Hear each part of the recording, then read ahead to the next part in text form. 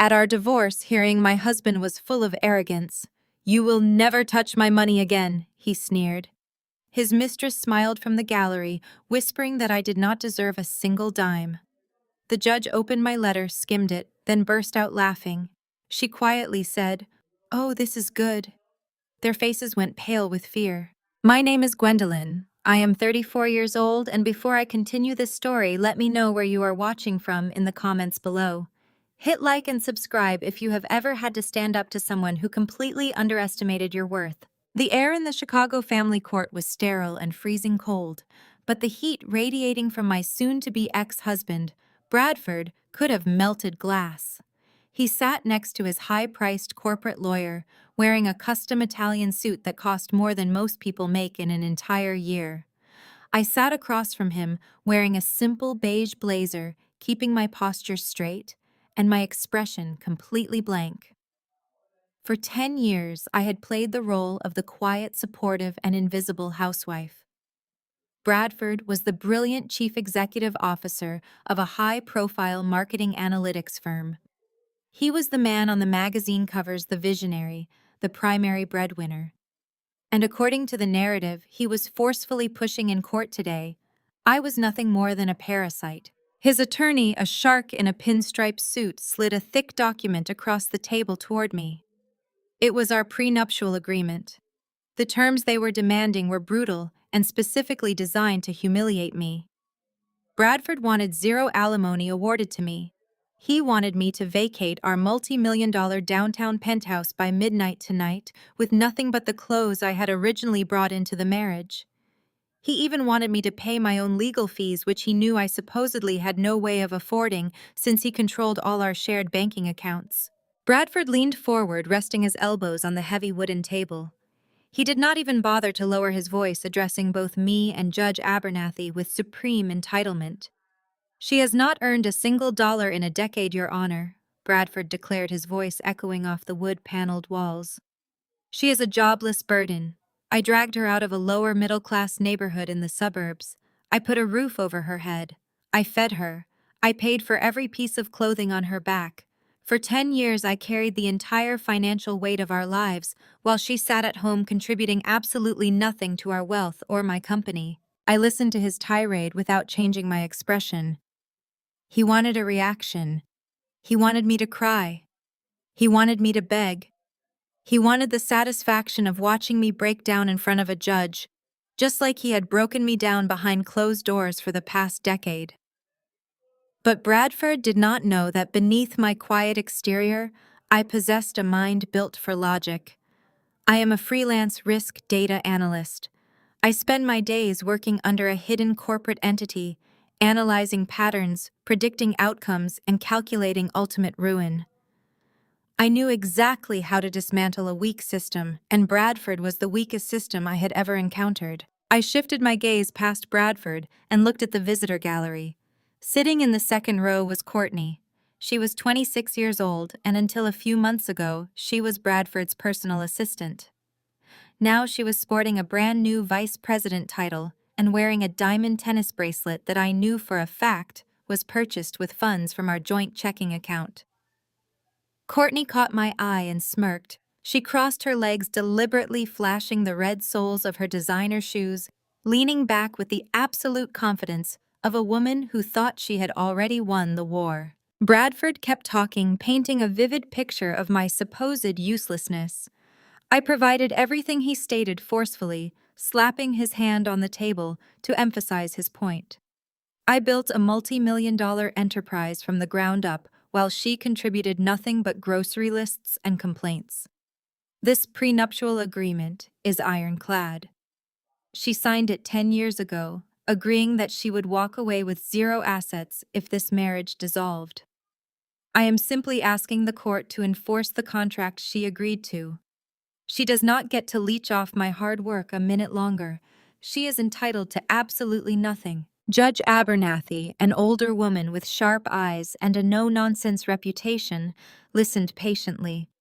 She peered over her reading glasses, first at Bradford, then at his aggressively posturing lawyer, and finally, her piercing gaze landed on me.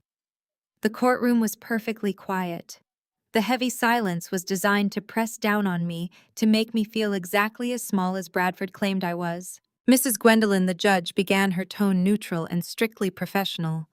Your husband's counsel has submitted a motion to enforce the prenuptial agreement, which would indeed leave you with zero marital assets and require your immediate eviction from the primary residence. Given that you are representing yourself today, which I strongly advised against, do you have any formal response to these demands? Do you have any legal argument as to why this contract should not be strictly enforced by this court? Bradford let out a short, arrogant scoff, turning his head to look at me with pure disdain. She has no argument, Your Honor, he interrupted smoothly. She has no money, no career, and no case. I took a slow, deep breath. I looked at Bradford, looking at the man I had dedicated my entire youth to. I looked at the tailored suit he wore, the expensive watch on his wrist, and the smug expression of victory stamped across his face. Then I looked at Courtney, who was busy inspecting her manicure in the gallery, completely unbothered by the life they were actively trying to destroy. I did not shed a single tear. I did not raise my voice. I simply picked up my leather briefcase and snapped the brass locks open. Actually, Your Honor, I do have a response, I said, my voice steady and clear, ringing out in the quiet room. I stood up smoothly, pushing my chair back. I did not pull out a counter-legal brief or a tearful plea for mercy. I reached into my bag and pulled out a single thick brown envelope. It was sealed securely shut and carried the official red stamp of a federal government agency. I walked out from behind my table, approached the tall wooden bench, and handed the envelope directly to Judge Abernathy. Bradford frowned, his smug smile faltering just a fraction. "What is that?" he snapped, leaning forward in his chair. "What are you handing her?" I ignored him completely, turning on my heel and walking back to my seat. I sat down, folded my hands neatly on the table, and waited for the dominoes to start falling. Judge Abernathy picked up the federal envelope with a silver letter opener. The distinct tear of the thick paper echoed loudly across the freezing courtroom. Bradford let out a loud sigh of exasperation, shifting his weight in his custom Italian suit. He leaned toward his high-priced attorney, muttering something about me wasting the court's time and dragging out the inevitable. I kept my hands folded neatly on the wooden table and watched the judge's face. She pulled out a thick stack of watermarked documents. She adjusted her reading glasses and began to scan the first page. For a full minute, the only sound in the room was the ticking of the wall clock and the sharp rustle of pages turning. Bradford tapped his expensive pen against the desk, a clear sign of his growing impatience. He was used to commanding rooms, to having judges and executives hang on his every word. Being forced to wait while his quiet, submissive wife submitted a piece of paper was visibly irritating him. Then something incredible happened. The stern, no-nonsense judge pressed her hand to her mouth. Her shoulders shook. A loud, genuine laugh erupted from her lips, echoing off the wood-paneled walls. She looked at me, then looked at Bradford and shook her head. "Oh, this is good," she said, her voice ringing with pure amusement. "This is very good."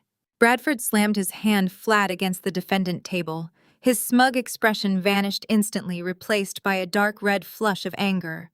"What is so funny?" he demanded, his voice echoing with unchecked arrogance. "What did she hand you?"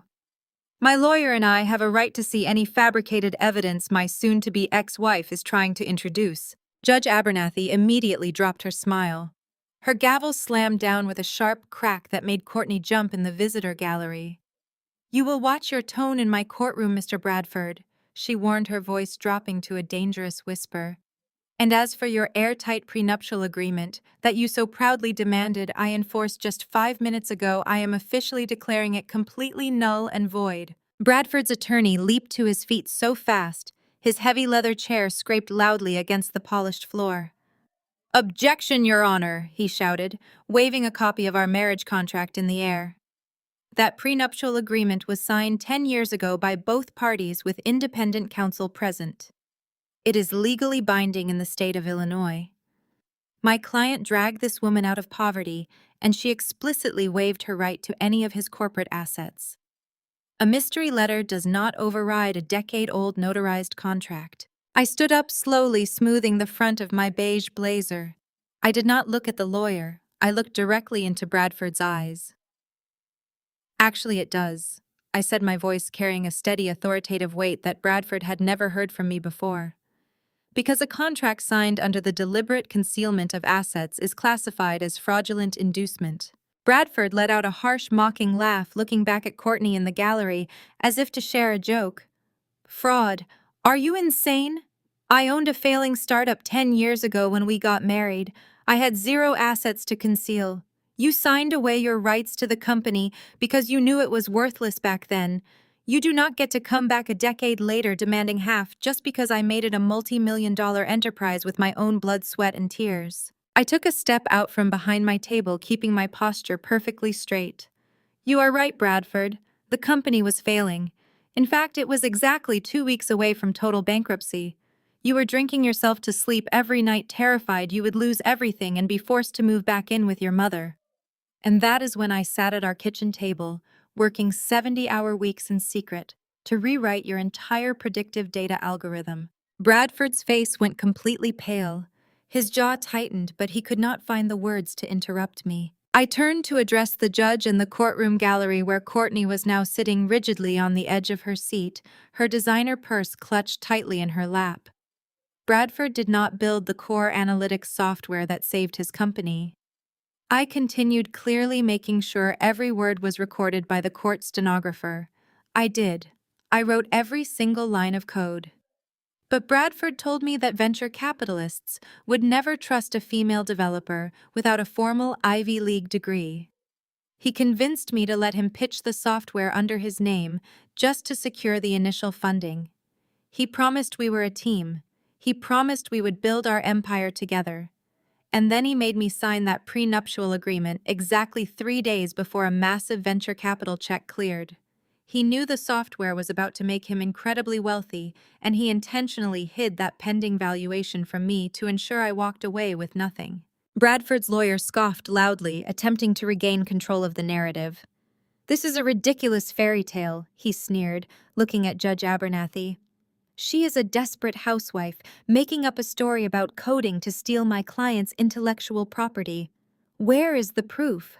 She has been sitting at home for 10 years, doing nothing but spending his hard-earned money." I turned to the attorney, offering a cold, polite smile.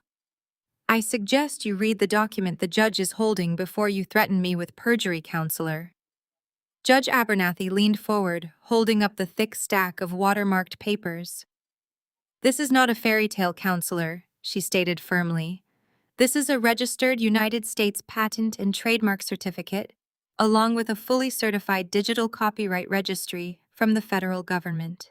Bradford gripped the edge of his table, his knuckles turning stark white. The arrogance had entirely drained from his face, leaving behind a mask of pure panic. His voice trembled with a mixture of rage and sudden terrifying realization. "What patent?" he demanded, looking wildly between me and the judge. "What copyright?" "My company owns the proprietary rights to that algorithm. We filed the paperwork 9 years ago. We own the code." I shook my head slowly, enjoying the exact moment his reality shattered. "No, Bradford. You filed a corporate trademark for the software name, but you never actually owned the underlying data algorithm. Because exactly 1 month before we got married, I quietly filed the primary source code with the United States Patent and Trademark Office under my own hidden limited liability company." The silence in the courtroom was absolute. You could hear a pin drop as the reality of my words crashed down on Bradford and his high-priced attorney. Even Courtney had stopped breathing in the gallery, her smirk replaced by a look of sheer terror. I took one final step forward, delivering the ultimate hook that would change the course of our lives forever. "You do not owe me half of your company, Bradford, because your entire firm operates on a stolen algorithm. I own the sole legal rights to the core artificial intelligence software that your firm uses to generate millions of dollars every single year. You do not own the engine that drives your wealth. I do. And as of this morning, I am officially revoking your corporate license to use my intellectual property." Bradford slammed both of his hands onto the heavy oak table. The sharp crack echoed like a gunshot through the freezing courtroom. He shot out of his chair, his face turning a dark, mottled shade of red. He pointed a shaking finger directly at my face, abandoning any pretense of composure. "That is a complete fabrication!" Bradford yelled, his voice bouncing off the wood-paneled walls. He turned wildly toward Judge Abernathy. "Your Honor, she is lying. My dedicated team of software engineers spent 18 grueling months developing that proprietary algorithm. She is trying to steal the credit for their hard work just to extort me. She is a stay-at-home wife. She does not even know how to write a basic string of code." I did not flinch. I did not raise my voice to match his screaming. I simply reached into my leather briefcase for the second time. I pulled out a massive binder bound in thick black canvas and dropped it onto the table. It hit the wood with a heavy, satisfying thud. "Your engineers did not write a single line of that base code, Bradford," I stated calmly, sliding the massive binder toward the center of the table. "They merely designed the user interface and the graphic dashboards after the fact. The core machine learning matrix, the exact neural network that predicts the market trends and makes your firm millions of dollars, was written entirely by me on a 5-year-old laptop at our kitchen table." Judge Abernathy leaned forward over her bench. The amusement from earlier was gone, replaced by a sharp, calculating interest. She pushed her reading glasses up the bridge of her nose. "Proceed, Mrs. Gwendolyn. What exactly is in that binder?" "A comprehensive digital footprint, Your Honor," I replied. I opened the binder and pulled out the first stack of brightly highlighted pages. These are the original server logs, email timestamps, and compiled code histories. Every single keystroke of the foundational algorithm is tied directly to my personal computer's media access control address.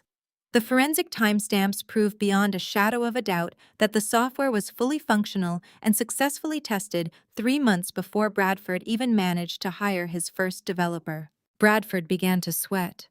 A bead of perspiration rolled down his temple, ruining his perfectly groomed appearance.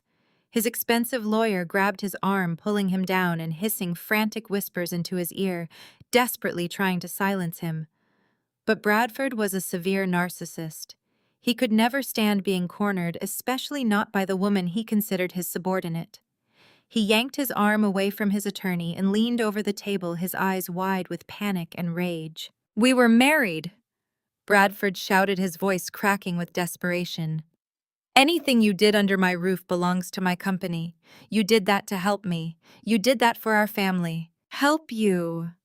I echoed, allowing a sharp edge of disgust to finally pierce through my calm demeanor. "You were drowning, Bradford. 5 years ago, your initial startup was hemorrhaging money. You had defaulted on our mortgage. You maxed out every credit card we owned. You spent your evenings crying on the bathroom floor because you were terrified your wealthy mother would find out you were a miserable failure. I stayed awake for 72 hours straight, surviving on black coffee, writing the predictive data model that saved you from total bankruptcy." Bradford gripped the edge of the table, his knuckles turning stark white. He hated this. He hated the public unmasking of his fragile reality. "I am the chief executive officer," he argued, his voice dripping with defensive venom. "I am the face of the brand. I built the client list. No venture capitalist in this city was going to hand over $5 million in seed money to a quiet little housewife. I did what I had to do to protect our image. I protected my pride as the man of this house." "You did not protect anything," I fired back, keeping my eyes locked onto his terrified gaze. "You stole from me. You waited until I collapsed from physical exhaustion after finishing the final code sequence. While I was asleep, you took my external hard drive, drove straight to your corporate lawyer's office, and registered the trademark under your own limited liability company. And then you came home, packed up my home office in boxes, and told me my new job was to keep the penthouse clean so you could host your investors. You shoved me into the background and forced me to play the silent wife just to keep your fragile male ego intact." Bradford's attorney leaped to his feet, his face a mask of professional panic. "Objection, Your Honor. This is family court, not a federal copyright tribunal. This testimony is entirely irrelevant to a divorce proceeding." "Overruled." Judge Abernathy snapped, slamming her gavel down. "You brought a prenuptial agreement into my courtroom claiming your client built his wealth entirely on his own merit. The true origin of that wealth is now highly relevant to the distribution of marital assets. You may continue, Mrs. Gwendolyn. I slid the next heavily documented file forward. This is a sworn affidavit from an independent digital forensics firm. They conducted a blind audit and verified that the code running on Bradford's corporate servers today is a direct unmodified copy of my original copyrighted software. I paused, letting the silence build, before delivering the killing blow. By attempting to enforce a prenuptial agreement that leaves me with nothing, my husband has officially claimed that the company is entirely his separate property. By doing so on the public record, he has just confessed to using my intellectual property for commercial gain without a licensing agreement or financial compensation for 5 consecutive years. Bradford looked at his lawyer in sheer horror. The attorney was furiously flipping through the federal copyright documents I had submitted, his face turning a sickly shade of gray. He knew I had them trapped. The financial penalty for willful corporate copyright infringement was staggering. This was no longer just about splitting a bank account. This was about corporate theft, and it carried the threat of total ruin. Suddenly, a loud, echoing clatter shattered the heavy tension in the room. In the visitor gallery, Courtney dropped her designer handbag. It hit the hardwood floor, spilling expensive cosmetics and keys everywhere, but she did not even look down. She jumped up from her wooden bench, her face twisted in a mask of panic and absolute rage. Completely ignoring the strict rules of courtroom decorum, she marched right up to the wooden barrier separating the gallery from the trial floor. "This is a trick," Courtney screamed, pointing a perfectly manicured finger at me. Her voice was shrill and desperate, echoing loudly in the high-ceilinged room. "You are just a jealous, bitter ex-wife trying to sink the ship because Brad does not want you anymore. It does not matter what kind of fake computer logs you printed out at home. You cannot touch that company. You cannot touch my money." "Order in the court!" Judge Abernathy commanded, pointing her gavel directly at the mistress. "Sit down immediately, young lady, or I will have the bailiffs remove you in handcuffs." But Courtney was far too furious and entitled to listen. Her greed completely overrode her common sense. She gripped the wooden railing, her knuckles turning white. "No, she needs to know she already lost. I am the vice president of that firm. I put my blood, sweat, and tears into building that brand with Brad. I own 30% of the company shares." She puffed out her chest, looking down at me with a triumphant, malicious glare. "Brad gave them to me legally. The certificates are in my name. Even if you rip up that prenuptial agreement and try to sue him, you cannot touch my 30%. You will never get my shares." She stood there breathing heavily, a triumphant sneer returning to her face. She truly believed she had played the ultimate winning card, securing her wealth regardless of what happened to Bradford. But I did not argue with her. I did not act defeated. I just looked at Courtney, and a slow, cold smile spread across my face. Because by opening her mouth in open court, the foolish mistress had just given me exactly what I needed to destroy them both. Judge Abernathy struck her gavel with such force that the heavy wooden block nearly cracked. She pointed a furious finger at the gallery. "Sit down and remain silent this instant," the judge commanded, her voice echoing with absolute authority. "One more word out of you, young lady, and I will have my bailiffs arrest you for contempt of court. You will spend the next 48 hours in a holding cell." Courtney froze. The reality of the armed bailiff stepping toward her finally pierced through her arrogant delusion. She sank back onto the wooden bench, her face pale, though she kept her chin raised in a pathetic attempt to maintain her defiance. Bradford leaped up from his chair, raising both hands defensively. "Your Honor, please excuse her. She is just an observer. She has no legal standing in this divorce proceeding. My client asks that her outburst be completely stricken from the official court record," his lawyer added quickly, desperately trying to do damage control. I stood up, keeping my posture relaxed and my voice perfectly steady. "Actually, Your Honor, I object to that request," I said, looking directly at the court stenographer, who was hovering her hands over her keyboard. "I ask that Miss Courtney's statement remain fully on the official record. She just claimed legal ownership of 30% of my husband's corporate entity. As we are currently negotiating the division of marital assets, her sudden claim of ownership is highly relevant to this court." Judge Abernathy looked at me, her sharp eyes calculating the angle I was playing. She gave a single firm nod. The statement stays on the record. The judge turned her piercing gaze back to the gallery. Since you boldly inserted yourself into these proceedings, young lady, you can clarify your statement. Are you claiming that you hold a 30% equity stake in Bradford Analytics? Bradford turned entirely white. He shot a look of pure terror at Courtney, violently shaking his head and mouthing the word, no. But Courtney had spent the last 2 years being pampered, spoiled, and told she was untouchable. She looked at Bradford's panic and misinterpreted it completely. She thought he was just scared of the judge, but she wanted to make sure I knew that she had won. She stood up again, smoothing down her expensive designer skirt, oozing with false confidence. Yes, Your Honor, Courtney announced proudly. I am the Vice President of Operations. Bradford gifted me those shares legally, completely free and clear. It was a private transfer of equity to reward my hard work and dedication to the company. She shot me a venomous, triumphant glare. His soon-to-be ex-wife has absolutely no claim to my shares. They belong to me, not her. I did not break eye contact with Courtney. I just let my smile widen. Thank you for clarifying that for the court, I said softly. I turned away from her and reached into my leather briefcase for the third time. I pulled out a heavy dark blue financial ledger and placed it gently on the table. Bradford's lawyer immediately leaned over to look at it, his forehead practically dripping with sweat. What is that? He demanded. We provided full financial disclosures during discovery. You cannot simply introduce random bank books in the middle of a hearing. This is not a random bank book, counselor, I replied, opening the ledger to a page heavily marked with red tabs. This is a forensic trace of the exact transaction Miss Courtney just bragged about. You see, Your Honor, Bradford did not just hand over 30% of his company out of thin air. Corporate equity has to be capitalized. To transfer those shares legally, Bradford had to purchase them back from his initial angel investors before reassigning them to his mistress. I slid a set of bank statements across the table toward the judge.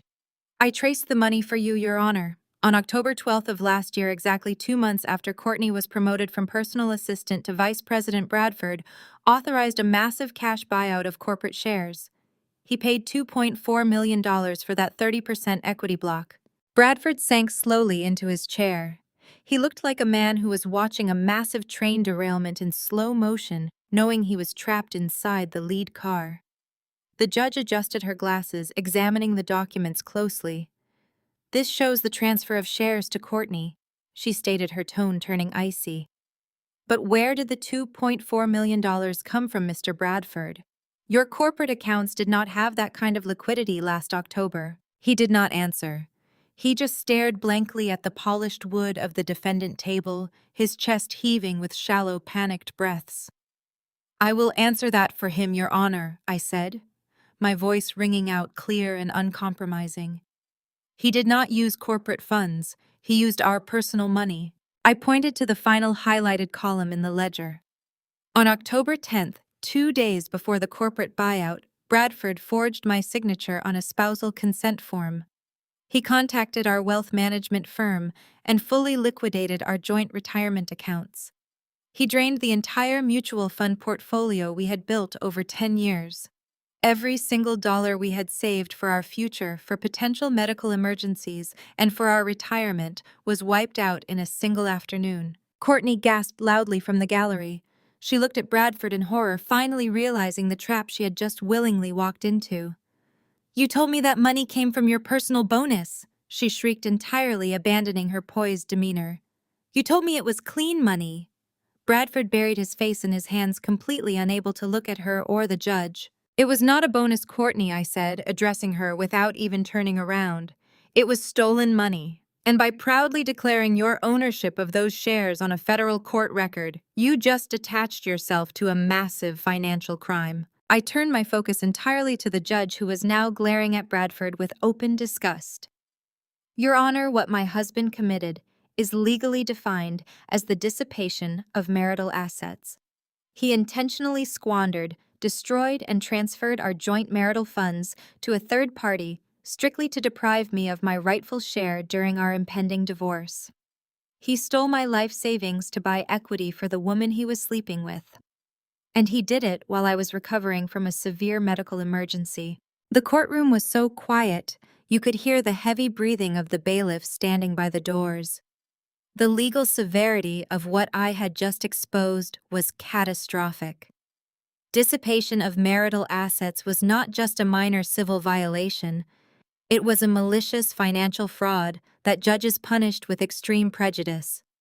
By draining a joint retirement account without my legal consent, Bradford had committed a federal offense. His lawyer slowly sat down physically, moving his chair a few inches away from Bradford.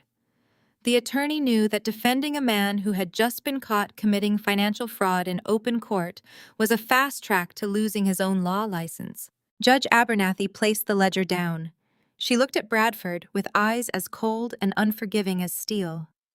"Mr. Bradford," she said, her voice dangerously calm, "you are standing on the precipice of severe criminal liability. You drained a joint marital fund and transferred it to a subordinate employee." Bradford finally looked up. His arrogant facade was completely gone, replaced by the frantic, cornered look of a desperate animal.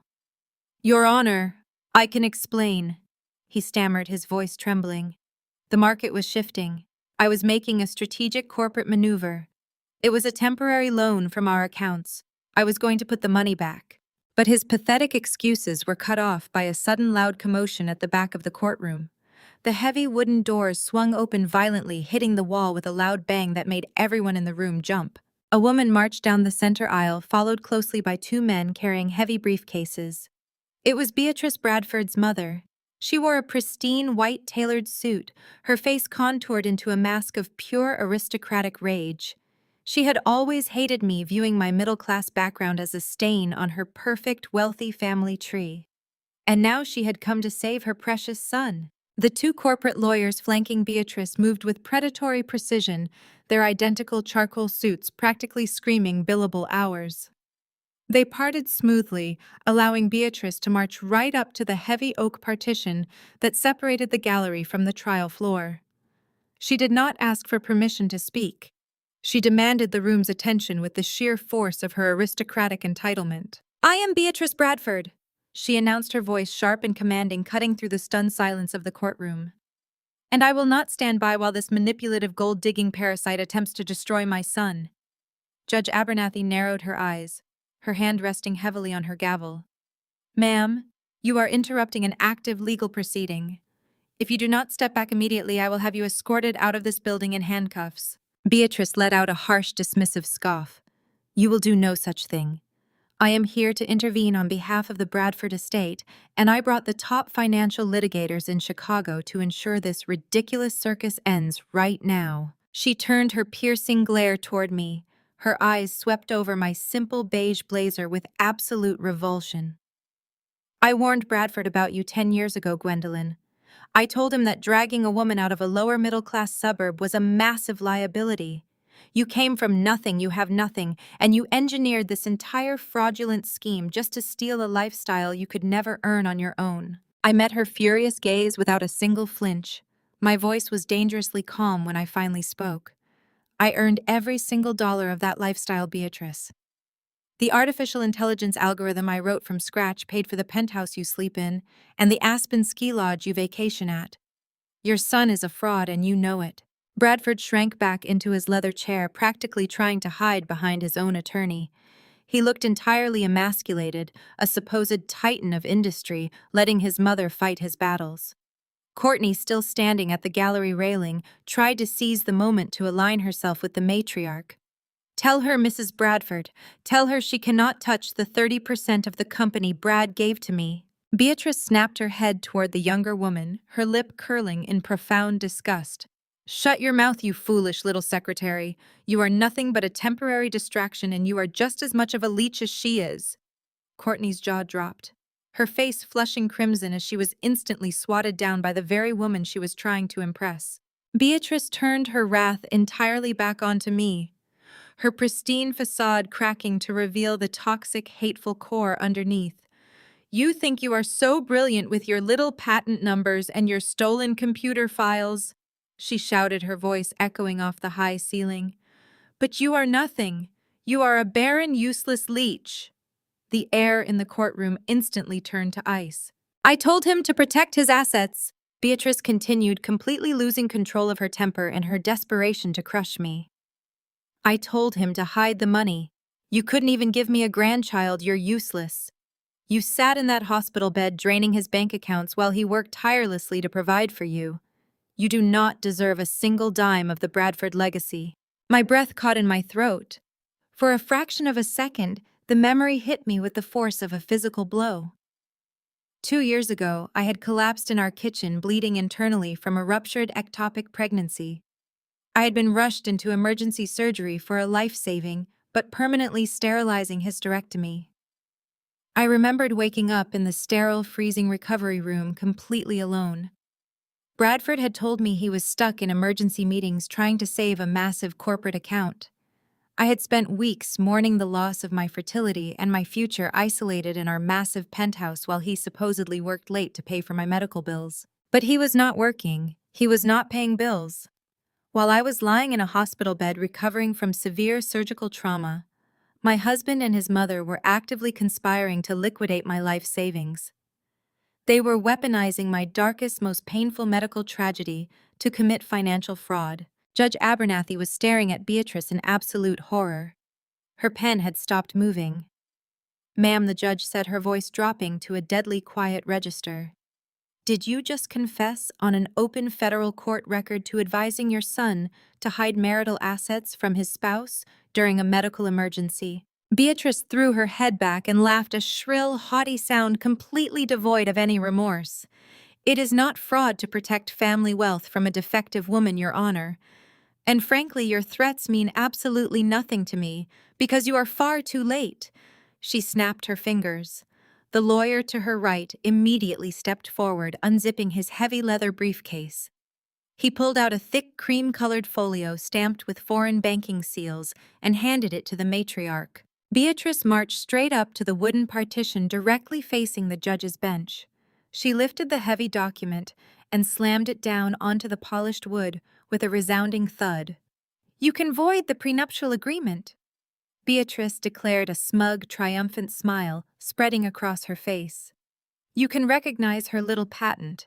You can even try to hold my son in contempt for emptying those pathetic retirement accounts. It simply does not matter." She pointed a perfectly manicured finger at the foreign seals on the document. "Because 3 weeks ago, long before this divorce was ever filed, the entirety of Bradford Analytics' liquid funds were officially transferred out of the United States. Every single million you think she is owed has been moved into offshore corporate trusts in the Cayman Islands." Beatrice crossed her arms, looking down at me as if I were a bug she had just crushed beneath her heel. "Those trusts are legally registered exclusively under my name." Beatrice boasted, her voice dripping with venomous victory. "They are entirely separated from my son, and they are completely outside the jurisdiction of this pathetic little family court. You cannot touch those accounts. You cannot subpoena them.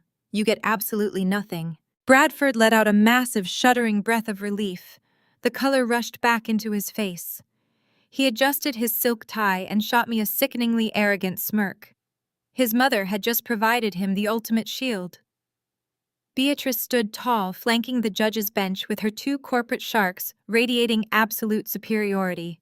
Judge Abernathy stared at the Cayman Islands trust documents. Her jaw was tight. Offshore accounts were notoriously difficult to breach. They required international subpoenas, months of federal intervention, and endless bureaucratic red tape. Beatrice had effectively built a financial fortress around my stolen money, locking it away in a jurisdiction specifically designed to shield corrupt billionaires from domestic family courts. For a moment, the entire courtroom thought I was finally cornered. The air grew heavy. Courtney actually let out a short, triumphant giggle from the gallery. I simply took a slow breath and turned my head toward the heavy oak doors at the back of the room. I had factored Beatrice into my calculations. Right on cue, the brass handles of the courtroom doors turned. The heavy wood swung open with a slow, deliberate creak. Every head in the room snapped around. Walking down the center aisle was Trayvon. He was Bradford's brother-in-law, married to Bradford's younger sister. Trayvon was impeccably dressed in a tailored charcoal suit, his expression a mask of absolute calm. In his right hand he carried a heavy brushed metal briefcase. His footsteps echoed with measured precision against the polished floor. Bradford's smirk vanished. He looked confused, shooting a questioning glance at his mother. Beatrice immediately bristled. Her posture went rigid as she glared at the African-American man walking toward the trial floor. Trayvon had always been a thorn in her side. He was brilliant, possessing a dual master's degree in finance and corporate law, but Beatrice had always treated him with thinly veiled contempt because he did not come from their elite old money circles. "What on earth are you doing here?" Beatrice snapped, her voice dripping with venomous condescension. "This is a private, high-level family legal matter. We do not need you here." Trayvon did not stop walking. He pushed open the small wooden gate and stepped onto the trial floor, moving directly toward my table. "I said get out!" Beatrice demanded, taking a hostile step toward him. She lost whatever shred of aristocratic grace she had left, her racism and entitlement fully blinding her to the reality of a federal courtroom. "You have absolutely no business being in this room. We gave you that accounting job at the firm as a charity favor to keep my daughter happy. You are nothing but a diversity hire. You do not belong in a courtroom with real executives discussing real wealth. Get back to the suburban office where you belong." Bradford pointed a shaking finger at him. "You are trespassing on a closed legal proceeding, Trayvon. I am your chief executive officer. You are officially fired. Leave the building right now before I have the bailiffs arrest you." Judge Abernathy slammed her gavel so hard the entire bench vibrated. "I will decide who gets arrested in my courtroom," she thundered. "Mr. Bradford? Mrs. Bradford, you will remain silent." She turned her gaze to Trayvon. "Sir, please state your name and your purpose for interrupting this hearing." Trevin completely ignored the racist microaggressions hurled by his mother-in-law. He did not raise his voice. He did not show a single ounce of intimidation. He simply stepped up to the table right beside me and placed the heavy metal briefcase on the wooden surface. The dual brass locks snapped open with a sharp, heavy click. "My name is Trayvon Vance, Your Honor," he stated, his voice calm, deep, and projecting effortlessly across the room.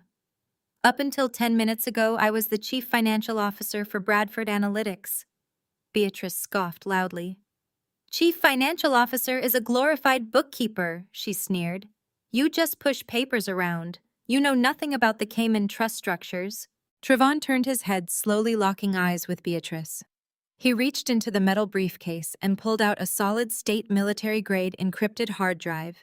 He set it down gently next to my massive binder of server logs. "I know exactly how the Cayman trust structures work," Beatrice Trayvon said, his voice dropping to a chillingly precise register.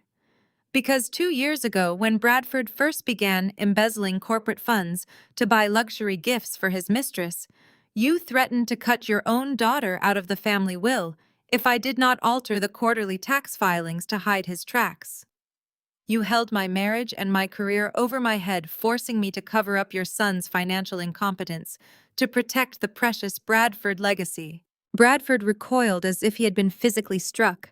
His high-priced lawyer completely closed his eyes, rubbing his temples in utter defeat. "You forced me to play the compliant son-in-law." Trayvon continued, holding up the encrypted hard drive.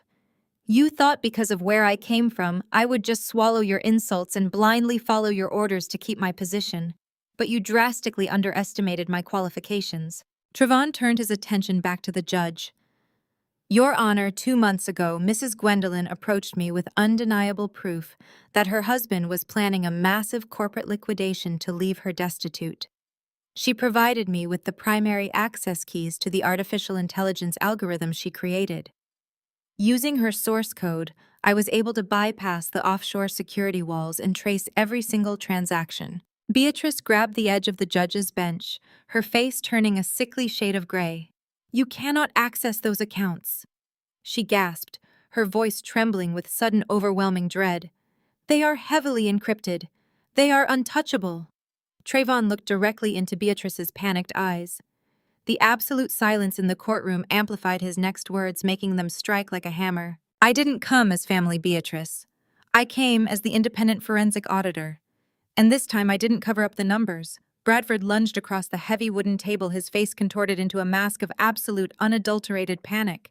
The sudden appearance of his brother-in-law had completely shattered his fleeting moment of relief. "Your Honor, I demand this man be removed immediately," Bradford shouted, his voice cracking under the strain as he pointed a trembling finger at Trayvon. "This is a severe conflict of interest. Trayvon is married to my sister. He has a personal vendetta against my mother, and he is a disgruntled former employee attempting to weaponize stolen corporate data. Nothing he says and nothing inside that briefcase is admissible in this court." Bradford's attorney scrambled to support his client, desperate to regain control of a room that was rapidly slipping out of his grasp. "He is absolutely correct, Judge Abernathy," the lawyer interjected, smoothing his silk tie with visibly shaking hands. "Mr. Vance is bound by a strict, ironclad non-disclosure agreement. He cannot legally audit Bradford Analytics, nor can he present any internal financial findings without the express written authorization of the company's chief executive officer. This entire display is a blatant breach of corporate confidentiality." Trayvon did not raise his voice. He did not match Bradford's frantic energy. He simply adjusted his tailored cuffs and looked at his former boss with profound, unwavering pity. "A corporate non-disclosure agreement does not cover the active commission of a federal crime." Bradford Trayvon stated, his tone as sharp and precise as a surgeon's scalpel. "And transferring marital assets into an offshore proxy account to intentionally evade a divorce settlement is exactly that. It is wire fraud. It is tax evasion. And thanks to your mother's remarkably arrogant confession 5 minutes ago, it is now an open and shut federal case." Beatrice gripped the wooden partition separating the gallery from the trial floor, her knuckles turning bone white. "You ungrateful wretch!" she hissed, her aristocratic mask fully disintegrating. "We welcomed you into our home. We elevated you. We gave you your entire career, and this is how you repay us." Trayvon turned his gaze slowly to the matriarch. His expression hardened into cold, unforgiving steel. "You gave me a mop and a bucket," Beatrice Trayvon said, his voice ringing out with crystal clarity. "You just disguised it with a C-suite title in a corner office." He took a slow, deliberate step toward the gallery, forcing Beatrice to look him dead in the eye. "For 7 years, you paraded me around at your elite country club galas as the perfect diverse son-in-law. You used me to make your family look progressive to your investors. But behind closed doors, you made sure I knew exactly what my place was. I was just the hired help brought in to clean up the catastrophic tax liabilities your incompetent son created." Bradford flinched physically, shrinking into his chair as Trayvon systematically dismantled him in open court. "He nearly bankrupted the firm 3 times before I took over the ledgers," Trayvon continued, never breaking eye contact with Beatrice. "I worked 90-hour weeks restructuring your massive debt. I negotiated with hostile creditors. I shielded this entire family from multiple federal audits because Bradford did not understand basic tax law. And what was my reward for saving your empire? You told your daughter she married down. You refused to let my name be listed on the primary corporate letterhead. You treated me like a second-class citizen who should fall to his knees and be grateful just to breathe the same air as a Bradford." Trayvon walked back to my table, placing his hand firmly on the back of my chair. I looked up at him, feeling a profound wave of gratitude. We had both survived the same toxic gauntlet. "And I watched you do the exact same thing to Gwendolyn Trayvon," said his voice resonating with fierce, undeniable conviction. "I watched her build the artificial intelligence architecture that single-handedly saved your failing analytics division. I watched her work herself into physical collapse to ensure the software launched on time. And I watched you, Beatrice, sit at holiday dinners and mock her suburban background while secretly draining the very profits she generated to fund your luxury vacations." He tapped the encrypted hard drive resting on the table. "You thought we were disposable. You thought because we did not come from generational wealth and trust funds, we would not understand how to fight back. But you were wrong. I know every single hidden ledger, every dummy corporation, and every illegal wire transfer you authorized over the past 24 months. Judge Abernathy leaned forward, her eyes locked entirely on the metal hard drive. "Mr. Vance," she asked carefully, the weight of her authority pressing down on the room, Are you prepared to testify under oath that the funds Mrs. Bradford claimed are currently in the Cayman Islands originated directly from joint marital accounts? I have the exact routing numbers, timestamps, and IP addresses, Your Honor. Trayvon confirmed without a second of hesitation. I tracked the money as it left Gwendolyn's retirement fund, washed through Bradford Analytics payroll accounts, and landed in Beatrice's offshore trust. Furthermore, I have already handed matching decrypted copies of this drive to the Internal Revenue Service and the Securities and Exchange Commission. Bradford let out a sound that was half gasp, half sob. He collapsed heavily onto his desk, burying his face in his hands. He knew exactly what SEC involvement meant. This was no longer just a messy divorce. It was a guaranteed path to federal prison. But his lawyer was not ready to surrender his license or his reputation. The attorney slammed both hands onto the table, his face flushed with desperate aggression. Your Honor? I strongly object, the lawyer yelled, sweat visibly pouring down his forehead. Regardless of what Mr. Vance claims to have found, this evidence is entirely inadmissible in a civil or criminal court. He just admitted he bypassed corporate security protocols. He conducted an unauthorized forensic audit. As the chief executive officer, my client never hired Mr. Vance to perform this investigation. This is a textbook definition of corporate espionage. The courtroom held its breath. The lawyer's argument was a desperate technical Hail Mary, but in corporate law, unauthorized data retrieval could sometimes be thrown out if the acting corporate officers had not explicitly sanctioned the audit. Trayvon did not look panicked. He did not look worried. He simply smiled. It was a slow, deeply satisfied smile that made Beatrice physically take a step backward. You are entirely correct, Counselor, Trayvon said smoothly, his voice echoing in the dead, silent room. I didn't come as family Beatrice. I came as the independent forensic auditor, and this time I didn't cover up the numbers. Trayvon turned and pointed directly at me. I wasn't hired by the CEO. I was hired by the majority IP owner. Bradford's attorney practically unhinged his jaw. He scrambled to his feet, knocking his chair backward in a desperate bid to regain control of the room.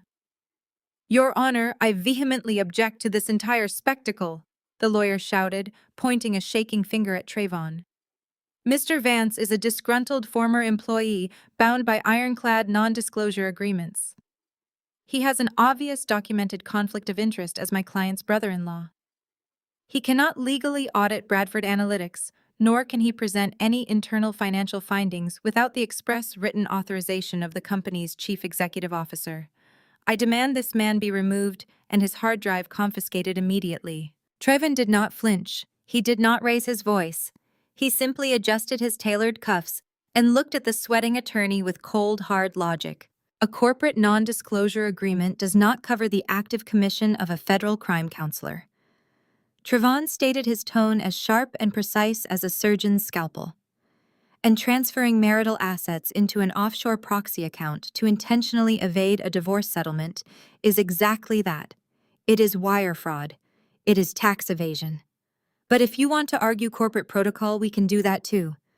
Trayvon turned his body, slightly pointing directly at me. I wasn't hired by the CEO, Trayvon declared, his voice echoing through the silent courtroom. I was hired by the majority IP owner. Bradford let out a massive, shuddering gasp, the color entirely drained from his face as the reality of his situation crashed down on him. Because I owned the underlying patent for the artificial intelligence algorithm, my authorization completely circumvented Bradford's executive privilege. Trayvon had full, unassailable legal clearance to tear their financial records apart. Judge Abernathy leaned back in her high leather chair, a faint shadow of a smile playing on her lips. She gestured toward the large flat-screen monitors mounted on the courtroom walls, normally reserved for complex digital evidence presentation. Proceed, Mr. Vance, she instructed. Show us the numbers. Trayvon did not waste a single second. He connected a heavy braided cable from his encrypted hard drive directly into the courtroom's evidence system. Instantly, the 4 massive monitors flickered to life. A complex, intricate web of financial transactions appeared on the screens.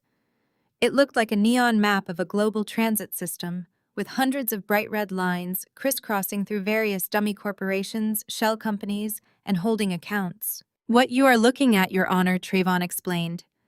Tapping a key on his laptop to zoom in on the center of the web is the exact architecture of the Cayman Islands offshore trusts that Beatrice Bradford just proudly claimed on the federal record. Beatrice scoffed, crossing her arms defensively over her designer suit. She refused to look at the screens, keeping her chin raised in a desperate display of aristocratic defiance. "That map proves absolutely nothing," she snapped, her voice tight but unwavering. "You are looking at the Bradford family generational wealth. My father built that capital. My grandfather built that capital. We have utilized offshore tax deferment strategies for over 40 years. It is perfectly legal, and it has absolutely zero connection to this divorce proceeding or to that woman sitting at the table." Trayvon slowly shook his head.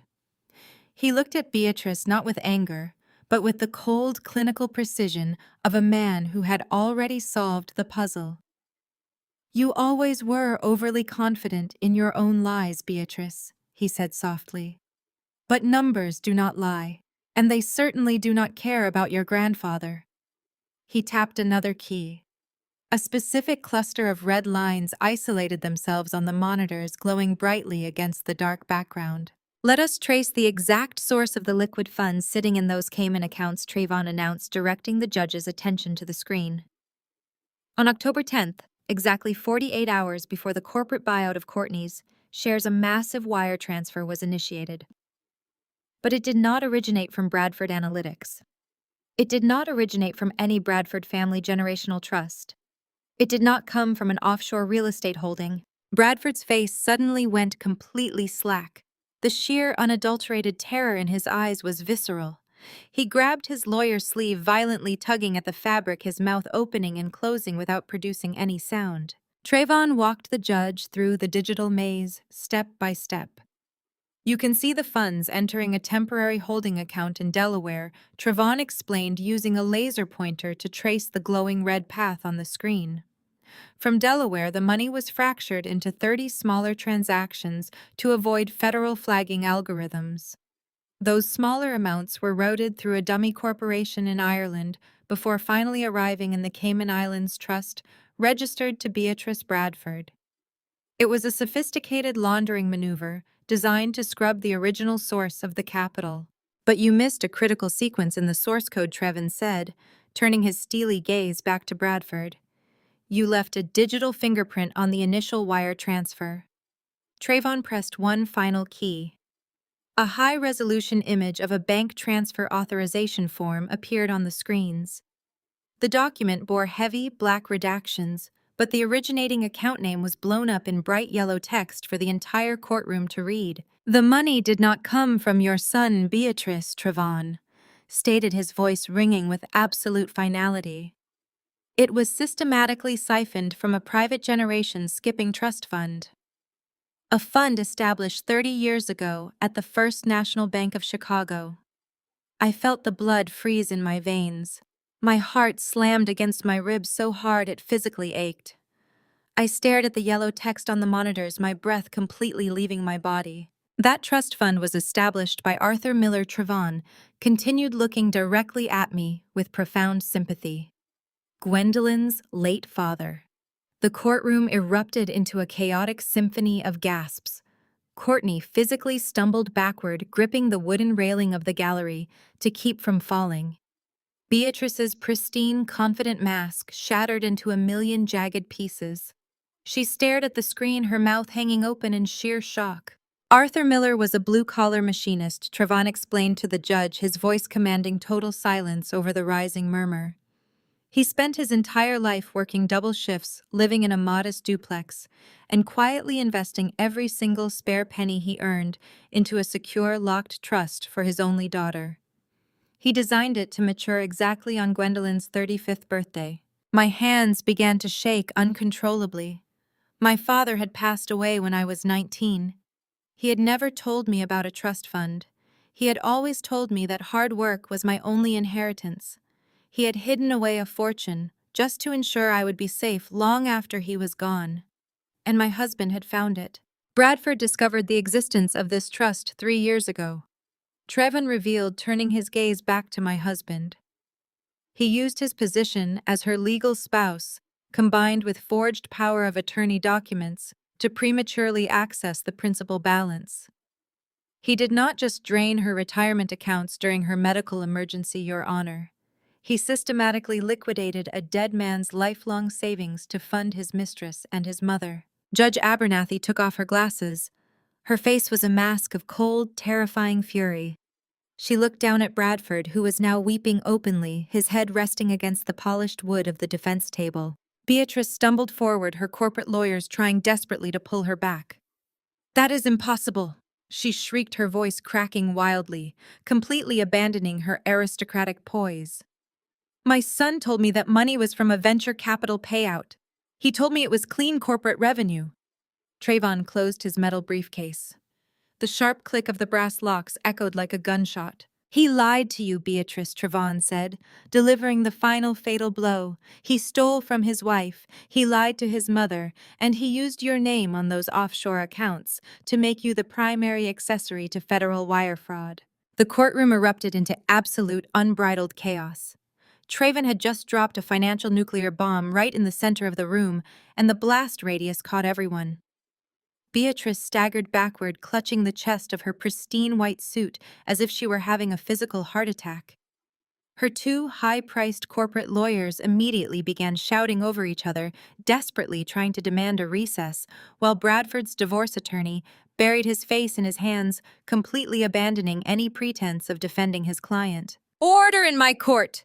Judge Abernathy bellowed, striking her gavel with a force that sounded like a gunshot.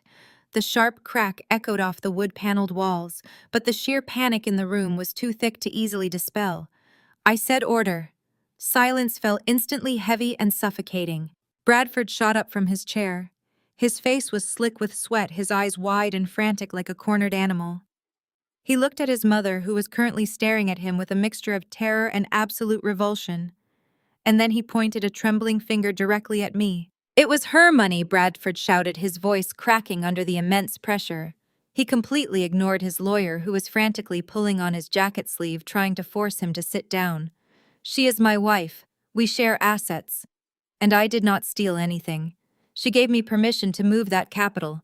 She authorized the transfers into the offshore accounts because we were planning for our future." His lawyer looked as if he wanted to sink straight through the floorboards. Judge Abernathy narrowed her eyes, leaning over the bench. "Mr. Bradford, I strongly advise you to stop speaking. Anything you say right now is going on a federal court record." "I will not let her paint me as a criminal," Bradford yelled, stepping away from his desk. He slammed his hand against the wooden railing. "Your Honor, I have the documents to prove it." Gwendolyn signed the authorization forms. She signed the release for the Arthur Miller Trust. She signed the wire transfer approvals. Every single document bearing her signature is logged in my corporate files. She knew exactly what I was doing, and now she is trying to play the victim to ruin me. I did not raise my voice. I did not match his frantic, desperate energy. I simply unclasped the final latch on my leather briefcase and pulled out a thick, bright red manila folder. I placed it squarely in the center of my table. "I would love to see those authorization forms, Your Honor," I said, my voice cutting through the thick tension of the room like a blade. "In fact, I would like Bradford's counsel to produce them right now and read the exact dates printed on those transfer approvals." Bradford's lawyer hesitated, looking at the judge, but Bradford was too arrogant and too blinded by panic to see the trap. He frantically dug into his own briefcase, pulling out a stack of paper-clipped documents and practically shoving them into his lawyer's chest. "Read them," Bradford commanded his attorney. "Read the dates. Show the judge that my wife signed away the money willingly." The lawyer adjusted his glasses, his hands shaking noticeably as he examined the top sheet. "The primary release form for the Arthur Miller Trust is dated November 14th. The lawyer read, his voice tight. "The secondary wire transfer authorizations are dated November 15th and November 16th. I gave a single slow nod.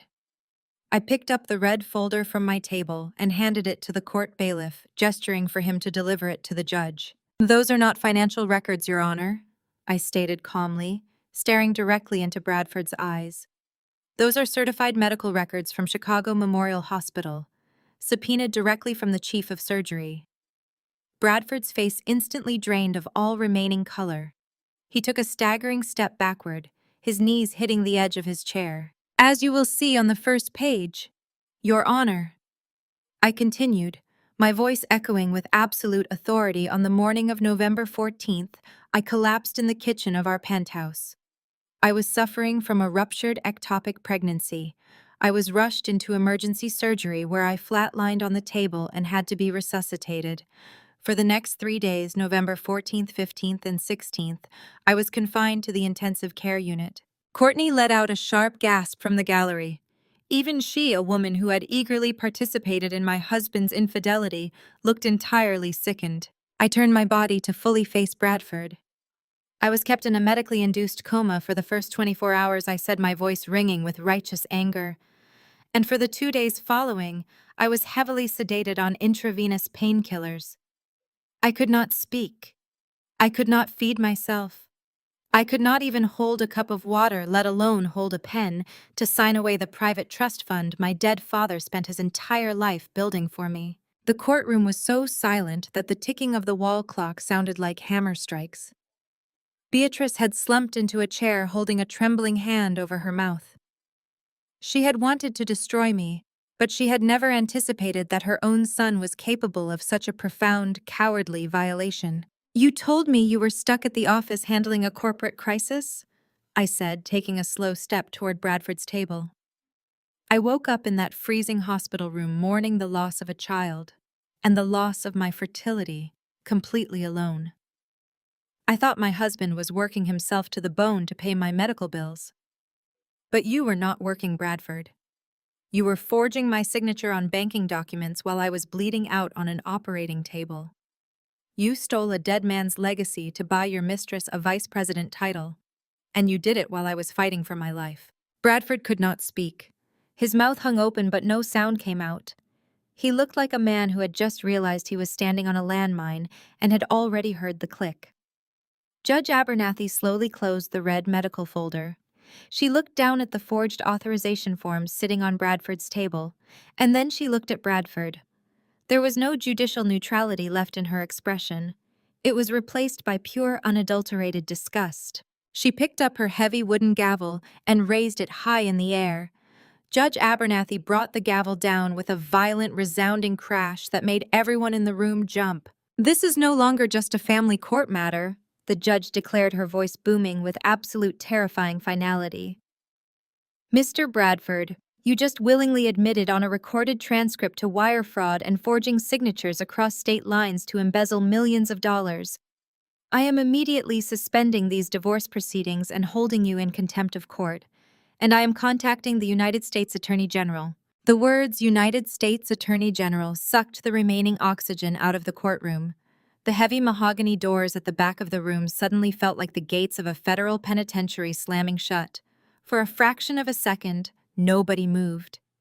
The sheer magnitude of Bradford's spectacular downfall paralyzed every single person present. Then the panic set in. It did not start with Bradford. It started in the first row of the gallery. Courtney let out a sharp, strangled gasp. Throughout this entire proceeding, she had sat with her legs crossed, sporting a designer dress purchased with my stolen inheritance, completely reveling in what she believed was my ultimate humiliation. She had played the role of the triumphant, untouchable mistress flawlessly. But the massive flat-screen monitors displaying Trayvon's forensic financial map were still glowing brightly above the judge's bench, and Courtney had finally read the fine print. Right next to the Cayman Islands trust account registered to Beatrice Bradford was a secondary offshore holding firm. Trayvon had highlighted a dummy corporation named Zenith Holdings, and listed directly underneath it in bold, unmistakable red text, as the sole managing director and primary beneficiary, was Courtney. Her perfect, gloating facade melted into a mask of pure, unadulterated terror. She was not just the woman who slept with my husband. She was a documented, heavily implicated accessory to a multi-million-dollar federal embezzlement scheme. The realization hit her like a freight train. She was looking at a decade behind bars. Courtney shot up from the wooden bench. Her expensive designer purse clattered to the floor, spilling its contents across the polished wood, but she did not even look down. "Wait!" she cried out, her voice pitching into a hysterical shriek that shattered the last shred of courtroom decorum. "Wait, Your Honor. You have to listen to me. I did not know. I swear to God, I did not know where that money came from." Judge Abernathy slammed her gavel again, glaring down at the interruption with absolute zero tolerance. "Ma'am, you will sit down and remain silent, or I will have the bailiffs remove and detain you immediately." But Courtney was too far gone in her panic to listen to reason or judicial authority. The survival instinct of a cornered rat took completely over. She rushed the wooden partition separating the gallery from the trial floor, her eyes wide and manic as she pointed a shaking, accusing finger directly at Bradford. "He lied to me!" Courtney screamed, tears of absolute panic streaming down her face, completely ruining her flawless camera-ready makeup. She clutched the wooden rail, hyperventilating as she unleashed a torrent of desperate confessions. "He told me Zenith Holdings was a legitimate subsidiary of Bradford Analytics. He told me the wire transfers were my executive signing bonuses for my promotion to vice president. I never wanted to steal from anyone. I am just a 24-year-old girl." Bradford whipped his head around his neck, snapping so hard it looked physically painful. The utter disbelief on his face was almost comical. The woman he had destroyed our vows for, the mistress he had bankrupted himself to impress, was instantly, ruthlessly sacrificing him to save her own skin. "Courtney, shut your mouth right now," Bradford hissed, his voice trembling with a mixture of terror and rising, uncontrollable fury. His high-priced lawyer grabbed his arm, desperately trying to pull him back into his chair, but Bradford shoved the man away with brute force. "I will not go to federal prison for him," Courtney sobbed loudly, leaning heavily over the partition toward the judge. She completely ignored Bradford's warnings, throwing him under the bus with breathtaking efficiency. "Your Honor, he made me do it. He controlled my salary. He controlled my career. He told me that if I did not put my name on those offshore accounts, he would fire me and make sure I never worked in the tech industry again. He was my chief executive officer. He was my boss. He groomed me. He used his power and his wealth to manipulate me into signing those incorporation papers." I stood perfectly still beside Trayvon, watching the glorious, messy implosion of their toxic alliance. It was a breathtaking display of treacherous survival. She was expertly weaponizing her youth and her junior status at the firm, painting Bradford not as her wealthy lover, but as a predatory corporate monster. "He said his wife was a crazy, unstable woman who was trying to ruin his company." Courtney continued to wail, her voice echoing in the cavernous room. "He said he just needed a safe place to hide his legitimate assets from a bitter divorce. I am a victim here. He took advantage of my youth and my subordinate position. He forced me to sign those papers and set up that account." The irony was almost poetic. Bradford had always loved how young and malleable Courtney was compared to me. He loved that she looked up to him, that she relied on him for her status and her sudden wealth. Now that exact youth and supposed naivety was the very weapon she was using to dig his federal grave. Trayvon crossed his arms over his chest, watching the spectacle with quiet, clinical satisfaction. "The rats are eating each other," he murmured, his voice so low only I could hear it. Bradford was hyperventilating. The walls were closing in on him from every conceivable angle. His mother was hopelessly implicated. His offshore fortune was seized. His freedom was entirely stripped away by his own recorded confession in front of a sitting judge. And now the final pillar of his arrogant new life, the woman who was supposed to be his ultimate prize, was loudly testifying against him in open court. The ultimate betrayal pushed him over the edge of rational thought. "You ungrateful little gold digger!" Bradford roared, the last threads of his sanity finally snapping under the immense pressure. He lunged away from the defense table, his face twisted into a mask of pure, unhinged rage. "Mr. Bradford, stay exactly where you are," Judge Abernathy thundered, instantly signaling the two armed bailiffs flanking the heavy doors. But Bradford was completely blind with fury. He saw nothing but the woman who had just signed his federal death warrant. He crossed the short distance from the defense table to the wooden partition in 3 massive, violent strides. Courtney barely had time to register his sudden aggressive movement. She gasped, stepping back and throwing her hands up to protect herself, but she was not nearly fast enough. Bradford raised his hand and struck Courtney across the face with a sickening heavy smack that echoed off the high vaulted ceiling. The brutal force of the blow snapped her head violently to the side and sent her crashing hard against the wooden gallery benches behind her. A collective shriek erupted from the gallery as Courtney crumpled to the floor, clutching her rapidly swelling cheek and sobbing hysterically. Before Bradford could even lower his hand, the two armed bailiffs were on top of him. They tackled him from behind, driving him face first into the hard wooden partition with a loud, satisfying thud. The heavy, sickening thud of Bradford's face colliding with the solid oak partition reverberated through the vast courtroom like a thunderclap.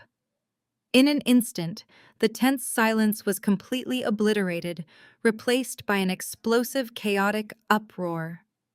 The two armed bailiffs, moving with practiced military precision, slammed my husband down onto the polished hardwood floor. Their heavy black boots braced aggressively against his tailored thousands of dollars suit jacket as they wrenched his arms violently behind his back. The sharp metallic ratcheting of steel handcuffs echoed sharply over the surrounding din, locking his wrists together with inescapable force. Courtney was curled into a tight, trembling ball on the floor a few feet away. She clutched her rapidly swelling cheek, sobbing hysterically, as a court clerk rushed over desperately, trying to pull her away from the violent scuffle. Beatrice entirely lost her mind. The regal, untouchable matriarch of the Bradford Empire, a woman who prided herself on absolute aristocratic composure, shrieked like a banshee. She clutched her vintage pearl necklace so fiercely that the silk string snapped under the pressure. Perfectly spherical white pearls cascaded down the front of her designer suit, bouncing across the gallery floor like a sudden hailstorm. "Get your filthy hands off my son!" Beatrice wailed, lunging toward the wooden gate that separated the gallery from the trial floor. "You cannot treat him this way. Do you have any idea who we are? He is the chief executive officer of a Fortune 500 company. Unhand him this instant, or I will have your badges." Judge Abernathy was standing behind her elevated bench, striking her heavy wooden gavel with a furious rhythmic intensity that demanded absolute submission. "Bailiff, secure the gallery," she roared, her voice projecting effortlessly over the chaos. "If Mrs. Bradford takes one more step toward the trial floor, you will detain her for obstruction of justice. Do it right now." A third bailiff, a towering man with a severe expression, immediately stepped directly in front of Beatrice. He placed a heavy, uncompromising hand on her shoulder and forcefully pushed her backward into the hard wooden pew. Beatrice collapsed into the seat, her chest heaving erratically. Her eyes were wide, darting frantically around the room as the horrifying realization finally set in. Her generational wealth, her high society status, and her country club influence meant absolutely nothing inside this federal courtroom. On the floor, Bradford was thrashing blindly, fighting like a wild animal caught in a steel snare. His perfectly styled hair was plastered to his forehead with sweat, and the left side of his face was already turning a violent shade of purple from where it had connected with the wooden partition. The bailiffs hauled him to his feet, pulling him up roughly by the chain of his handcuffs, but they could not silence his frantic shouting. He stopped looking at Courtney, the woman he had just assaulted. He completely ignored the judge shouting for order. He turned his bloodshot manic eyes entirely on me. The mask of the polished Ivy League-educated corporate executive was entirely gone. In its place was the raw, venomous core of a narcissist who had finally unequivocally lost control of his primary victim. "You think you won this, Gwendolyn?" Bradford spat spit flying from his lips as he struggled desperately against the two officers gripping his biceps. "You think bringing Trayvon into this courtroom changes a single damn thing? You are absolutely nothing without me. You were a nobody from a middle-class suburb until I elevated you. Until I gave you my last name and my money. You actually think you are walking out of here with my company.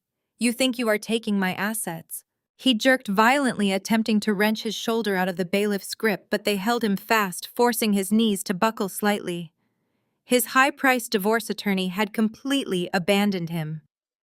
The lawyer was quietly, frantically gathering his briefcases and legal pads, stepping back against the far wall of the courtroom to physically distance himself from the radioactive fallout of his client's actions. I will burn Bradford Analytics to the absolute ground before I give you a single red cent. Bradford screamed, the veins in his neck bulging grotesquely against his silk collar. I am still the acting chief executive officer. I still hold the executive pen. The second I get out of these cuffs, I am filing Chapter 11 bankruptcy. I will completely liquidate the firm. I will sink every remaining tangible asset into offshore shell companies that Trevin has not even found yet. He laughed, a harsh, jagged, guttural sound that bordered on genuine, terrifying madness. It echoed uncomfortably against the high ceilings. I restructured our marital debt last year. Gwen Bradford taunted, his eyes wide and manic. I saw this coming. I tied the massive corporate liabilities directly to your personal Social Security number. If Bradford Analytics goes down, you go down with it. You will inherit a mountain of toxic corporate debt that will take you 5 lifetimes to pay off. I will leave you completely bankrupt. I will leave you homeless.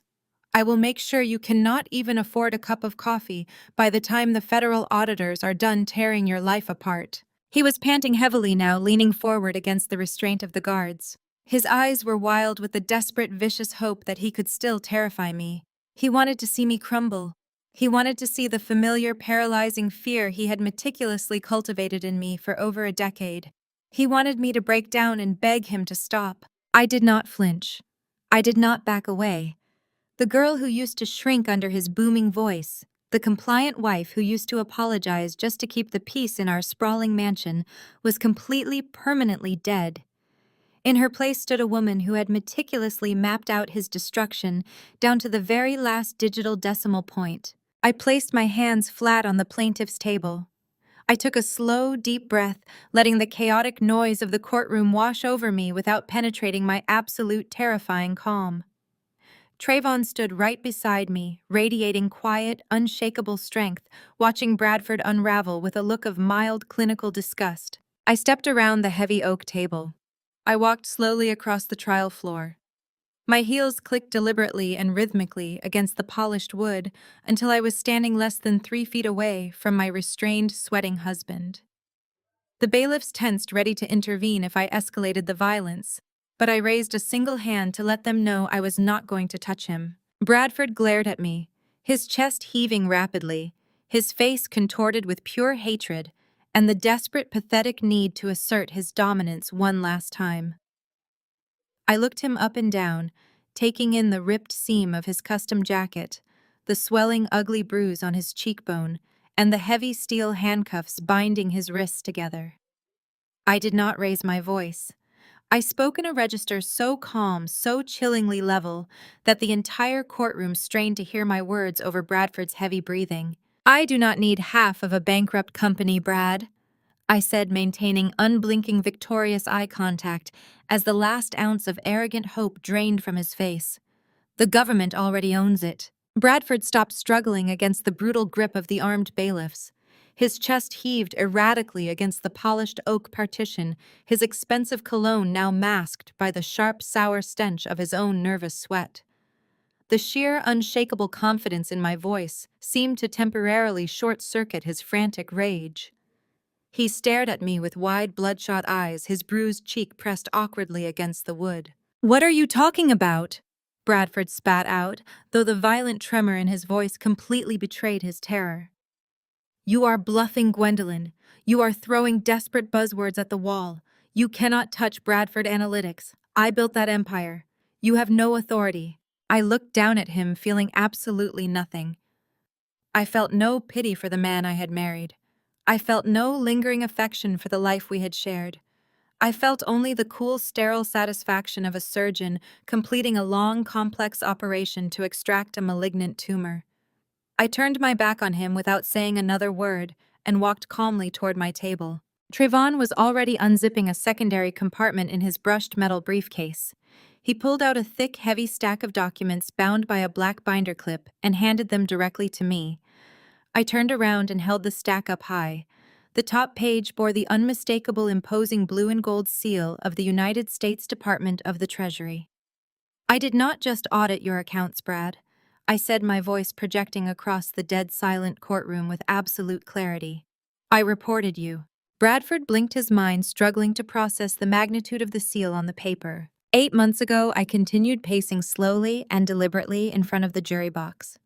8 months ago, when I first discovered the minor discrepancies in the analytics division payroll, I knew exactly what I was looking at. I knew you were siphoning capital. I also knew about Courtney. I knew you were funneling corporate revenue to buy her designer bags, lease her luxury cars, and establish offshore shell companies. You thought I was just a naive, compliant software engineer who spent all her time writing code. You thought I was too distracted by my own grief, my medical trauma, and my desperate attempts to save our marriage to notice my husband financially gutting me. Beatrice tried to stand up from the gallery bench. You vindictive, psychotic little... She started, her voice shrill and trembling. The towering bailiff immediately put a heavy hand on her shoulder, forcing the matriarch back down into the hard wooden pew with a sharp, authoritative shove. Silence in the gallery. Judge Abernathy warned, her eyes fixed entirely on the treasury documents in my hand. One more outburst, Mrs. Bradford, and you will spend the night in a holding cell. Beatrice snapped her mouth shut, her face turning a sickly shade of gray. I did not throw a tantrum, I stated, turning my attention back to Bradford, who was now visibly shaking against the partition. I did not confront you. I did not cry to your mother. I sat at my desk every single night while you told me you were working late or entertaining clients. I meticulously compiled every single fraudulent ledger. I tracked every ghost employee you created, every dummy vendor you paid, and every offshore wire transfer you authorized. And then I took all of that data and filed a formal, extensively documented report under the Internal Revenue Service Federal Whistleblower Informant Program. Bradford physically sagged against the bailiffs. The remaining fight completely evaporated from his muscles, leaving him a limp, pathetic weight in their arms. He knew exactly what that federal program entailed. The IRS whistleblower program was not a suggestion. It was a targeted, tactical federal strike. When a corporate insider provided indisputable hard data of massive tax evasion and wire fraud, the federal government did not just send a polite warning letter. They moved to forcefully dismantle the entire operation. Trevon stepped up to the table, his arms crossed over his chest, projecting absolute authority. When Gwendolyn came to me with the initial source code, we established a secure back channel directly to the federal financial investigators, Trevon added smoothly. We handed them the master decryption keys to the Bradford Analytics mainframes. They have been quietly monitoring your servers, your executive emails, and your private banking portals for over half a year. They watched you structure the marital debt to her personal Social Security number in real time. They let you build your own federal indictment piece by piece. Courtney let out a fresh, hysterical sob from the floor. She scrambled backward until her back hit the wall, pulling her knees to her chest. She realized with horrifying clarity that the government had been watching her spend stolen money for months. I looked down at the heavy silver watch on my left wrist. It was a graduation gift from my late father, a symbol of hard work and unshakable integrity. You threatened to leave me with a mountain of toxic corporate debt, Brad, I said, walking over and dropping the heavy stack of treasury documents squarely onto his lawyer's table. But you cannot file for Chapter 11 bankruptcy. You no longer have the executive authority to file anything.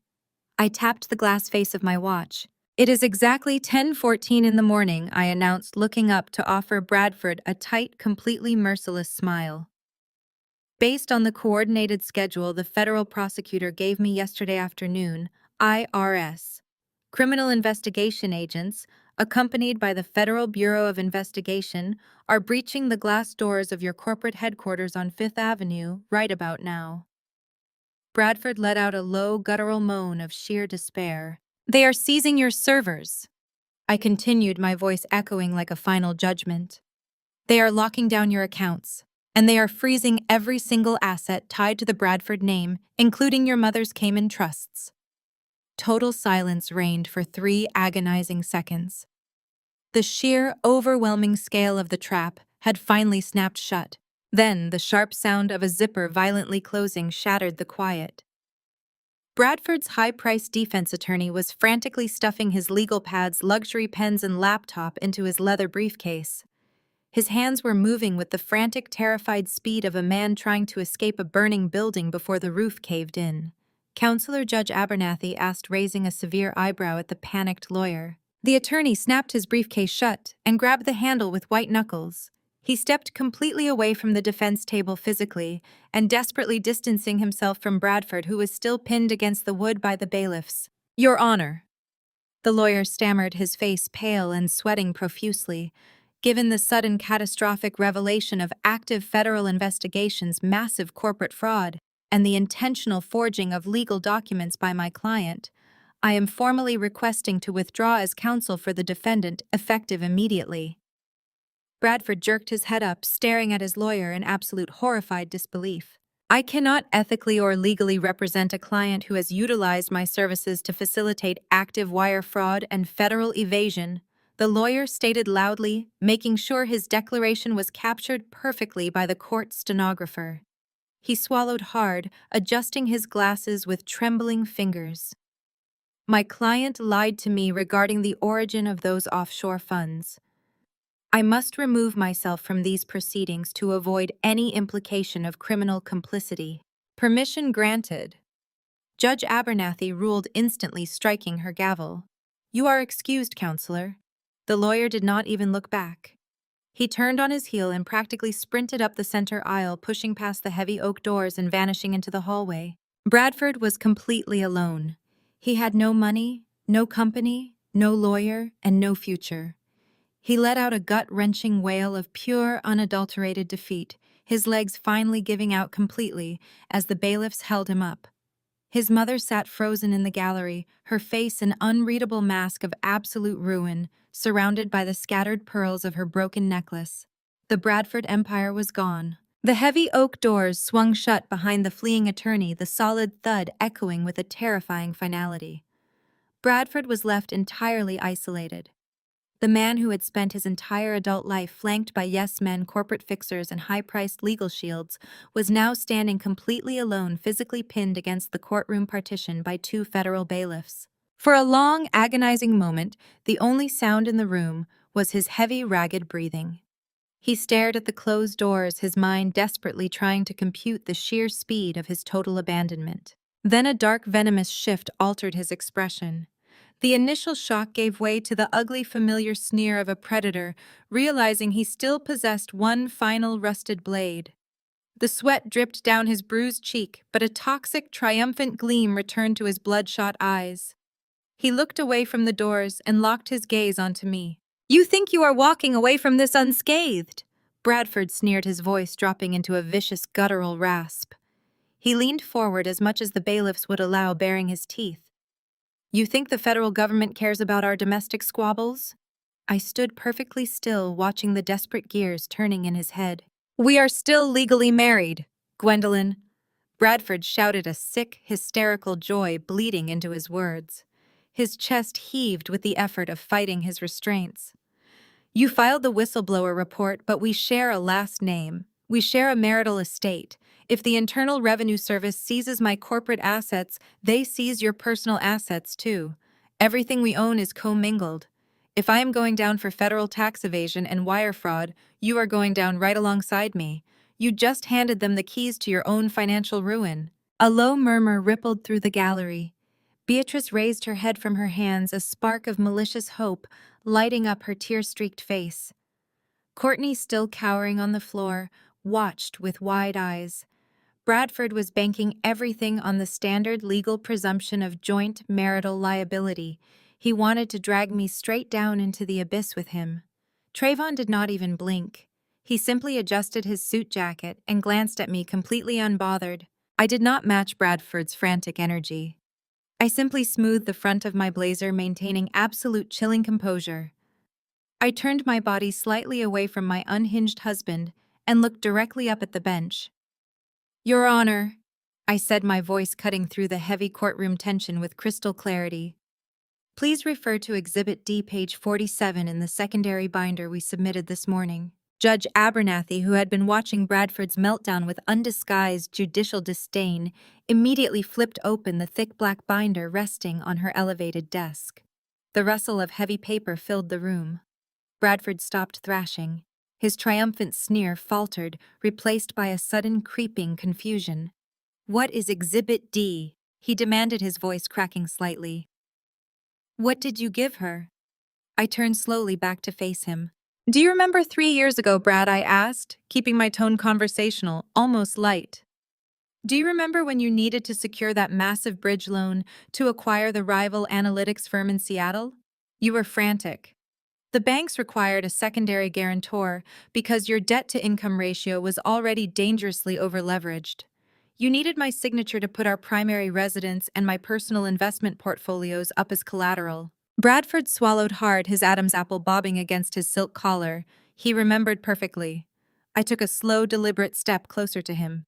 "You came into my home office late at night. You dropped a stack of legal documents 2 inches thick onto my desk. You did not ask me to read them. You did not explain the financial risk. You simply slapped a pen down next to my keyboard and told me to sign wherever you had placed a yellow sticky note." I let the memory hang in the air. The absolute disrespect of that moment had burned into my memory forever. When I asked what those documents were, I continued, my voice echoing off the wood-paneled walls. "You rolled your eyes. You told me not to worry my pretty little head about complex corporate finance. You told me I would not understand the terminology anyway. You were in such a desperate rush to get back to your mistress, to get back to your scheming, that you paced the floor, checking your watch, berating me for reading too slowly." Judge Abernathy was tracing a line of text on page 47 with her pen, her eyes widening marginally as she absorbed the legal implications of the document in front of her. "So I stopped reading," I said, offering Bradford a tight, completely merciless smile. "But while you stepped out into the hallway to take a phone call from Courtney, I did a little paperwork organizing of my own. I slipped a separate document directly into the middle of that stack. I placed a yellow sticky note right on the signature line, and when you came back into the room fuming about how much time I was wasting, you grabbed the pen and signed every single page without reading a single word." Bradford's face completely drained of color. He looked like a man who had just stepped off a cliff in the dark. "You did not just sign a liability waiver, Brad," I stated, delivering the final crushing blow. "You signed a fully legally binding postnuptial agreement. It completely severs all of my personal assets, my inheritance, and my future earnings from your corporate liabilities. You legally assumed 100% of the financial risk for Bradford Analytics." I leaned in, ensuring he could hear every single syllable. "And more importantly," I whispered, watching the total devastation register in his eyes, "it contained an airtight morality clause." The silence in the courtroom was absolute. In the event of proven infidelity, financial fraud, or criminal behavior, I declared, my voice ringing with total authority, "the morality clause dictates that you automatically forfeit any and all claims to the marital estate. You surrender all rights to spousal support. You take sole exclusive responsibility for all marital and corporate debt. And you walk away with absolutely nothing. You signed away your right to drag me down, Brad. You built your own cage and you locked the door yourself." Judge Abernathy adjusted her heavy black robes, her expression transforming from stunned disbelief into the sharp, predatory focus of a jurist who had just been handed a loaded weapon. She pulled her reading glasses down from the crown of her head, settling them firmly on the bridge of her nose. The courtroom was so profoundly quiet that the faint, mechanical hum of the central air conditioning sounded like a jet engine. Everyone from the paralyzed gallery to the federal bailiffs, physically restraining my husband, waited with completely bated breath. "Let the record reflect that the court is now reviewing Exhibit D, page 47, subsection C," Judge Abernathy announced. Her voice resonated through the overhead speakers, cold and absolute. "This document is clearly titled and notarized as a binding postnuptial agreement executed exactly 3 years prior to the commencement of these divorce proceedings. The signatures of both Gwendolyn Bradford and Bradford Hayes are present, visually verified and formally countersigned by an independent state certified legal notary." Bradford thrashed weakly against the two massive bailiffs holding him pinned to the oak partition. His chest heaved. His thousands of dollars custom suit completely ruined his breathing, ragged and wet. He shook his head frantically, his bruised face twisted in absolute denial. You cannot read that he choked out his voice, cracking under the immense physical and mental strain. It is a fabricated document. She tricked me into signing it. I did not consent to those specific terms. I was operating under extreme duress. You were operating under the arrogant impression that you were exponentially smarter than your wife. Judge Abernathy corrected him sharply, not even bothering to look up from the heavily typed page. That is a severe personal failing, Mr. Bradford, not a viable legal defense. Ignorance of the contents of a contract you willingly and physically signed does not render the contract void. You are a chief executive officer. You should certainly know better than to sign a legally binding document completely blind. She cleared her throat, bringing the microphone an inch closer to her mouth. The clause reads as follows. The judge dictated her enunciation, precise and weaponized. In the event of proven infidelity or criminal fraud, 100% of the husband's equity properties and assets transfer immediately to the wife, legally separating her from all subsequent corporate liabilities. The husband willfully surrenders any claim to spousal support, joint property division, or asset liquidation. The wife shall assume full and unencumbered ownership of the primary estate and all private holdings, entirely shielded from any corporate debt incurred by the husband. Beatrice Bradford let out a wretched sound from the gallery that was half gasp, half dry heave. She slumped forward in the polished wooden pew, burying her perfectly manicured face in her shaking hands. The generational wealth, the hidden offshore accounts, the pristine Beacon Hill properties, the untouchable social status, it was all entirely gone, stripped away by a single meticulously hidden paragraph. Bradford temporarily stopped struggling. The sheer absolute totality of his financial and personal ruin finally penetrated his panic-addled brain. I watched the remaining blood completely drain from his face, leaving his skin a sickly translucent white. He stared blankly at the hardwood floor, his mouth opening and closing silently, like a suffocating fish. He had intended to use the toxic corporate debt as a suicide vest, dragging me down into absolute financial oblivion to punish me for exposing his massive fraud.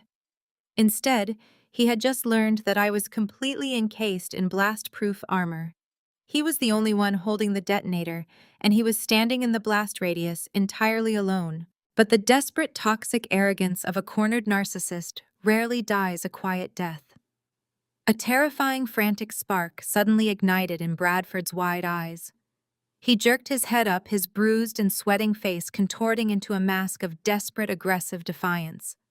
He locked his manic gaze directly onto the judge, his mind scrambling violently to find a technicality, a loophole, any microscopic crack in the concrete wall rapidly closing in around him. "You cannot enforce that!" Bradford yelled, thick drops of spit flying from his lips as he strained against the heavy grip of the federal officers. He sounded exactly like a trapped animal fighting for its life.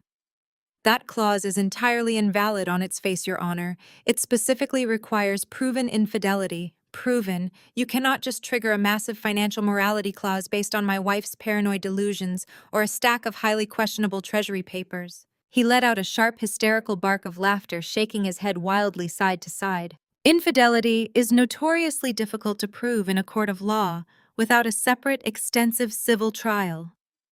Bradford argued, his voice rising in pitch as he clung desperately to his hollow legal knowledge. "You need undeniable documented proof. You need a formally litigated timeline. You need sworn testimonies, cross-examinations, and hard evidence. You cannot just seize my entire life based on hearsay. The law requires a strict burden of proof that she simply does not possess. This court cannot unilaterally activate that clause today without a separate dedicated trial, and I will absolutely tie this up in appellate litigation for the next 10 years. I did not say a single word. I did not need to argue with him. I simply took a slow, measured step back, folding my hands together calmly in front of me, and allowed the absolute perfection of the moment to unfold exactly as I had planned. Beside me, Trayvon offered a low, dark chuckle, thoroughly enjoying the spectacle of a tyrant digging his own grave. Judge Abernathy slowly lowered the heavy post-nuptial agreement onto her desk.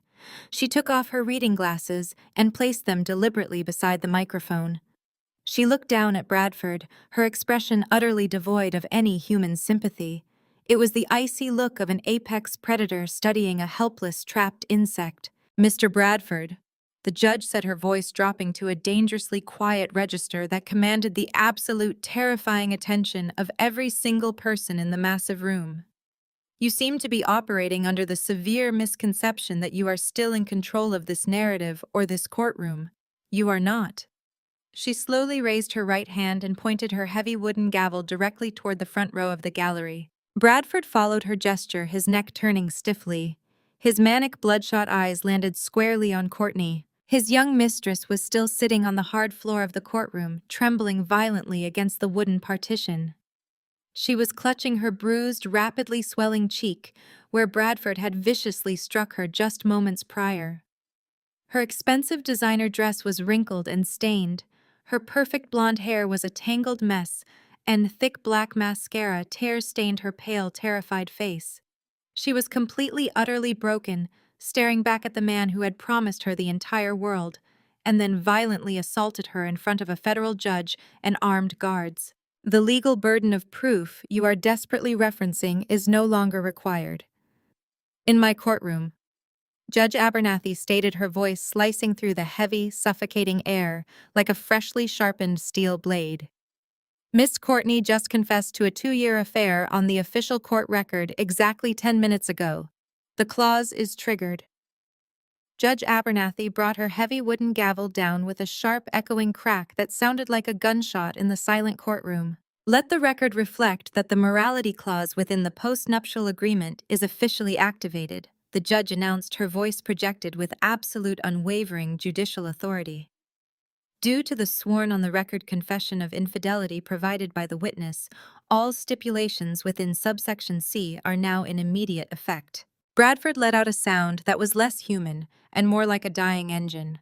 He sagged so heavily against the bailiffs that they had to physically brace their stances to keep him from collapsing completely onto the polished floor. Trayvon stepped forward, resting his hands casually on the edge of our plaintiff table. He looked down at Bradford with the calm, clinical detachment of a forensic accountant observing a bankrupt spreadsheet. "Timing is everything in federal finance," Brad Trayvon stated, his smooth voice carrying easily across the room. "The Internal Revenue Service does not officially levy fines or seize corporate assets until the federal indictment is formally unsealed and presented. By triggering this post-nuptial agreement today in front of a presiding judge, exactly 24 hours before the federal asset freeze takes total effect, Gwendolyn has legally severed her financial identity from yours." Bradford slowly raised his head. His eyes were completely vacant, the toxic arrogance finally washed away by a tidal wave of incomprehensible ruin. "Every single clean asset," Trayvon continued, checking off the items on his fingers.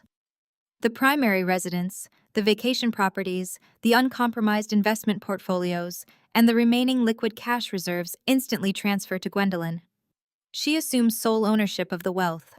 You, on the other hand, retain 100% of the toxic corporate liabilities. You own the fraudulent shell companies. You own the fabricated tax debt. You own the millions of dollars stolen from federal subsidies. When the IRS seizes your remaining estate tomorrow morning, they will find nothing but the massive, insurmountable criminal debt that you created." "You are bankrupt," I added, my voice devoid of any pity.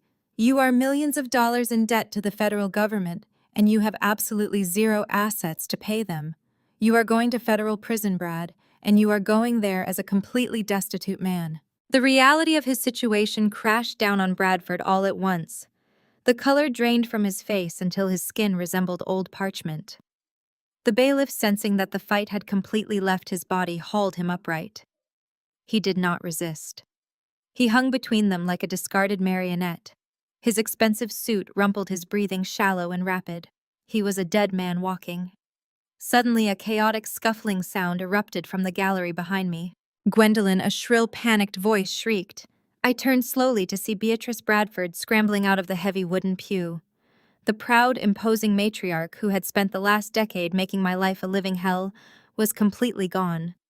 She stumbled into the center aisle, her designer heels slipping on the polished wood. She looked wild, her perfectly coiffed hair falling into her face, her heavy pearl necklace swinging erratically. The bailiff stationed near the gallery doors immediately stepped forward, reaching for his utility belt. "Stay back, ma'am," he warned sharply. But Beatrice ignored him. She threw herself forward, practically crawling up the center aisle until she reached the low wooden gate separating the gallery from the court floor. To the absolute shock of everyone in the room, the wealthy, arrogant society woman dropped heavily onto her knees. The hard impact echoed through the room, but she did not seem to feel the pain. "Gwendolyn, I am begging you," Beatrice sobbed, her voice breaking into a hysterical, high-pitched wail. She reached her trembling hands through the wooden slats of the gate, grasping desperately at the empty air in my direction. "Please, you cannot do this. You cannot take the properties. You cannot take the trusts. Those accounts are tied to my retirement. They are tied to the Bradford family legacy." I stared down at her, feeling absolutely nothing. I watched the tears stream down her heavily powdered cheeks, smearing her expensive makeup into dark, ugly streaks. "We will lose everything," Beatrice pleaded, her voice rising to a frantic screech. "The country club memberships, the charity boards, the foundation. The bank will foreclose on the Hamptons estate. I will have nothing. I will be homeless. You are destroying generational wealth, Gwendolyn. We are your family. Please show some mercy. Give us a percentage. Give us something to survive on." She was hyperventilating now, clutching the wooden gate so tightly, her knuckles were stark white. She was begging the woman she had relentlessly bullied, the daughter-in-law she had deemed unworthy, to save her from the financial slaughterhouse her own son had built. I took 2 slow, deliberate steps toward the wooden gate. I looked down at the pathetic, groveling woman on the floor. I did not raise my voice. I did not show anger. I simply delivered the final calculated truth with the cold precision of a surgeon. I knelt slightly, bringing my face level with hers. "You already lost it, Beatrice," I said softly, ensuring my words reached only her ears and the trembling man still held by the bailiffs behind me. Beatrice stopped sobbing for a fraction of a second, her tear-soaked eyes staring at me in total confusion. "Bradford thought he built an empire," I explained, keeping my tone perfectly conversational. "But he was just a salesman in an expensive suit. He forgot the most basic rule of the tech industry. He forgot who actually wrote the code. When I built the master predictive algorithm that serves as the entire foundation of Bradford Analytics, I never legally transferred the intellectual property rights to the parent company. I only licensed the software to him. I remained the sole independent owner of the source code." Bradford let out a sudden, strangled gasp from across the room. His head snapped up, his eyes widening in a fresh, unimaginable terror. He finally realized the true magnitude of his oversight. "When you lose the corporate accounts tomorrow," I continued, my eyes locked onto Beatrice, "you are not just losing the cash reserves. You are losing a hollow shell. The company has no product, it has no proprietary technology, it is worthless." Beatrice opened her mouth, but no sound came out. "Because as the sole legal owner of the intellectual property algorithm," I stated, standing back up and smoothing my blazer, "I sold the exclusive software patents to a Silicon Valley tech giant yesterday afternoon for $40 million. The money is sitting in a private, heavily encrypted offshore trust in my maiden name. The Bradford legacy is not just bankrupt, it has been entirely erased." Beatrice Bradford stood frozen, clutching the polished wood of the gallery gate. The words $40 million echoed through the cavernous courtroom, striking her with the physical force of a sledgehammer. Her entire worldview, the absolute certainty of her financial supremacy, was completely shattered. She began to hyperventilate. Her chest heaved erratically, her breath hitching in short, desperate gasps as she stared at the empty space where her family empire used to be. Bradford squeezed his eyes shut, refusing to look at his mother. He slumped entirely against the federal bailiffs, thoroughly defeated. But Beatrice was a woman who had spent 62 years believing she was fundamentally untouchable.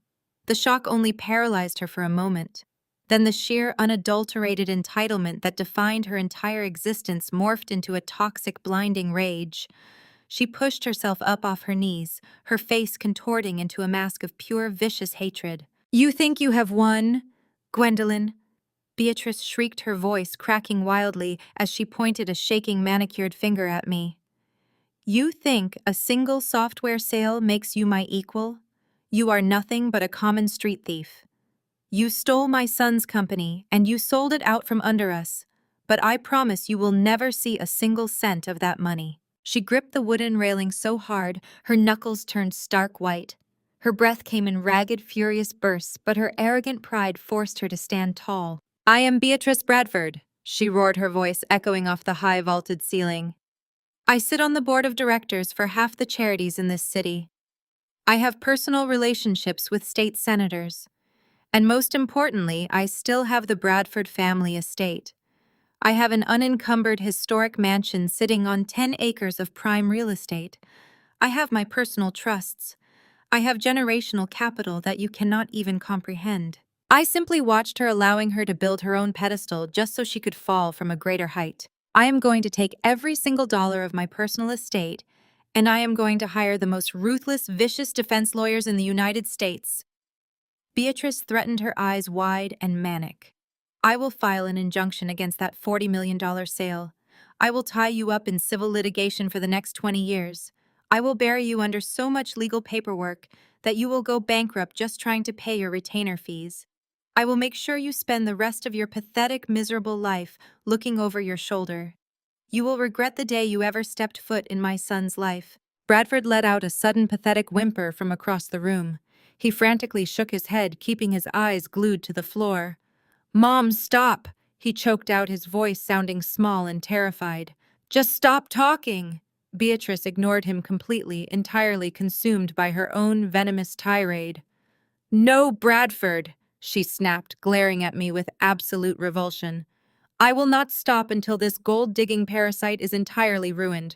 She thinks she outsmarted us, but she forgot who she is dealing with." Trevin let out a slow, heavy sigh.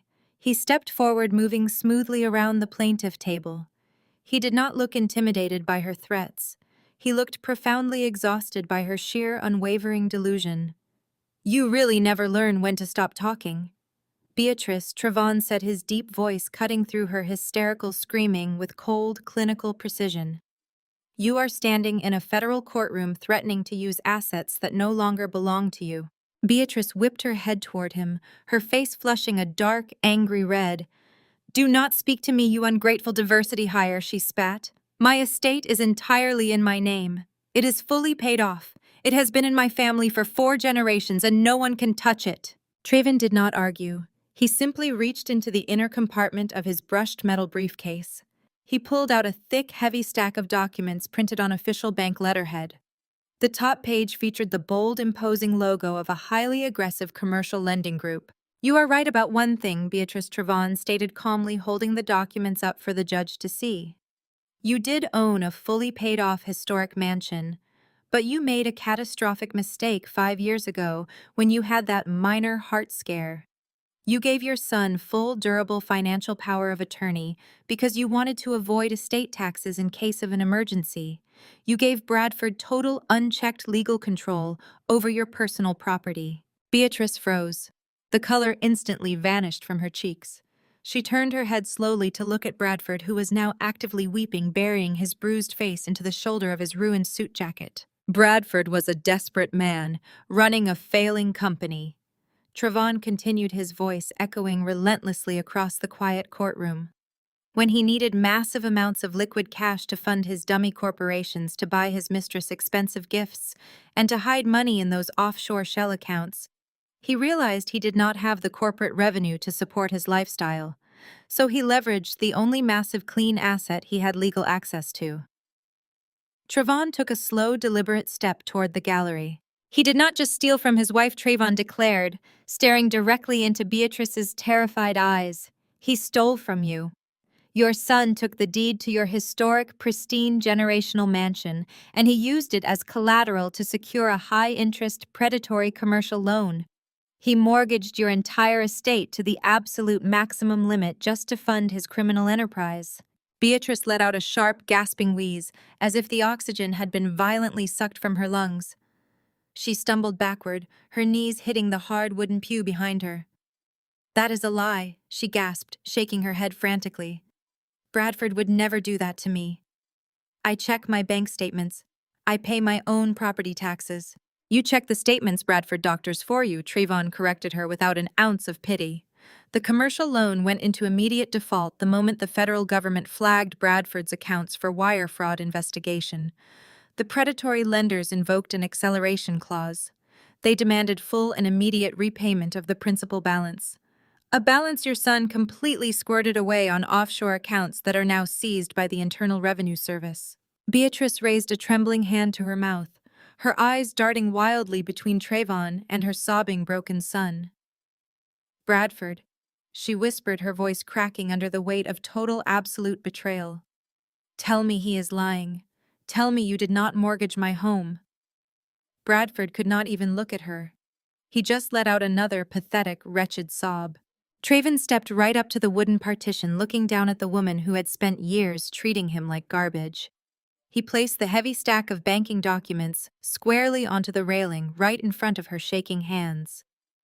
"The bank froze your estate this morning," Trayvon informed his mother-in-law, his voice carrying the cold, hard, absolute finality of a judge delivering a sentence. "You do not have a mansion, Beatrice. You have 30 days to pack your bags." The crushing reality of Trayvon's announcement hung in the air, thick and suffocating. Beatrice Bradford remained completely frozen against the wooden partition, her eyes wide and vacant as she stared at the phantom wreckage of her generational wealth. The historic mansion, the elite country club status, the untouchable aristocratic pride, all of it had been signed away by her own son in a desperate bid to fund a criminal enterprise. Bradford did not even try to defend himself. He remained slumped between the two armed bailiffs, quietly weeping into the collar of his ruined suit. But the absolute devastation of the Bradford family was not the only tragedy unfolding on the trial floor. Courtney was still sitting on the polished hardwood, nursing the ugly purple bruise rapidly forming on her cheekbone.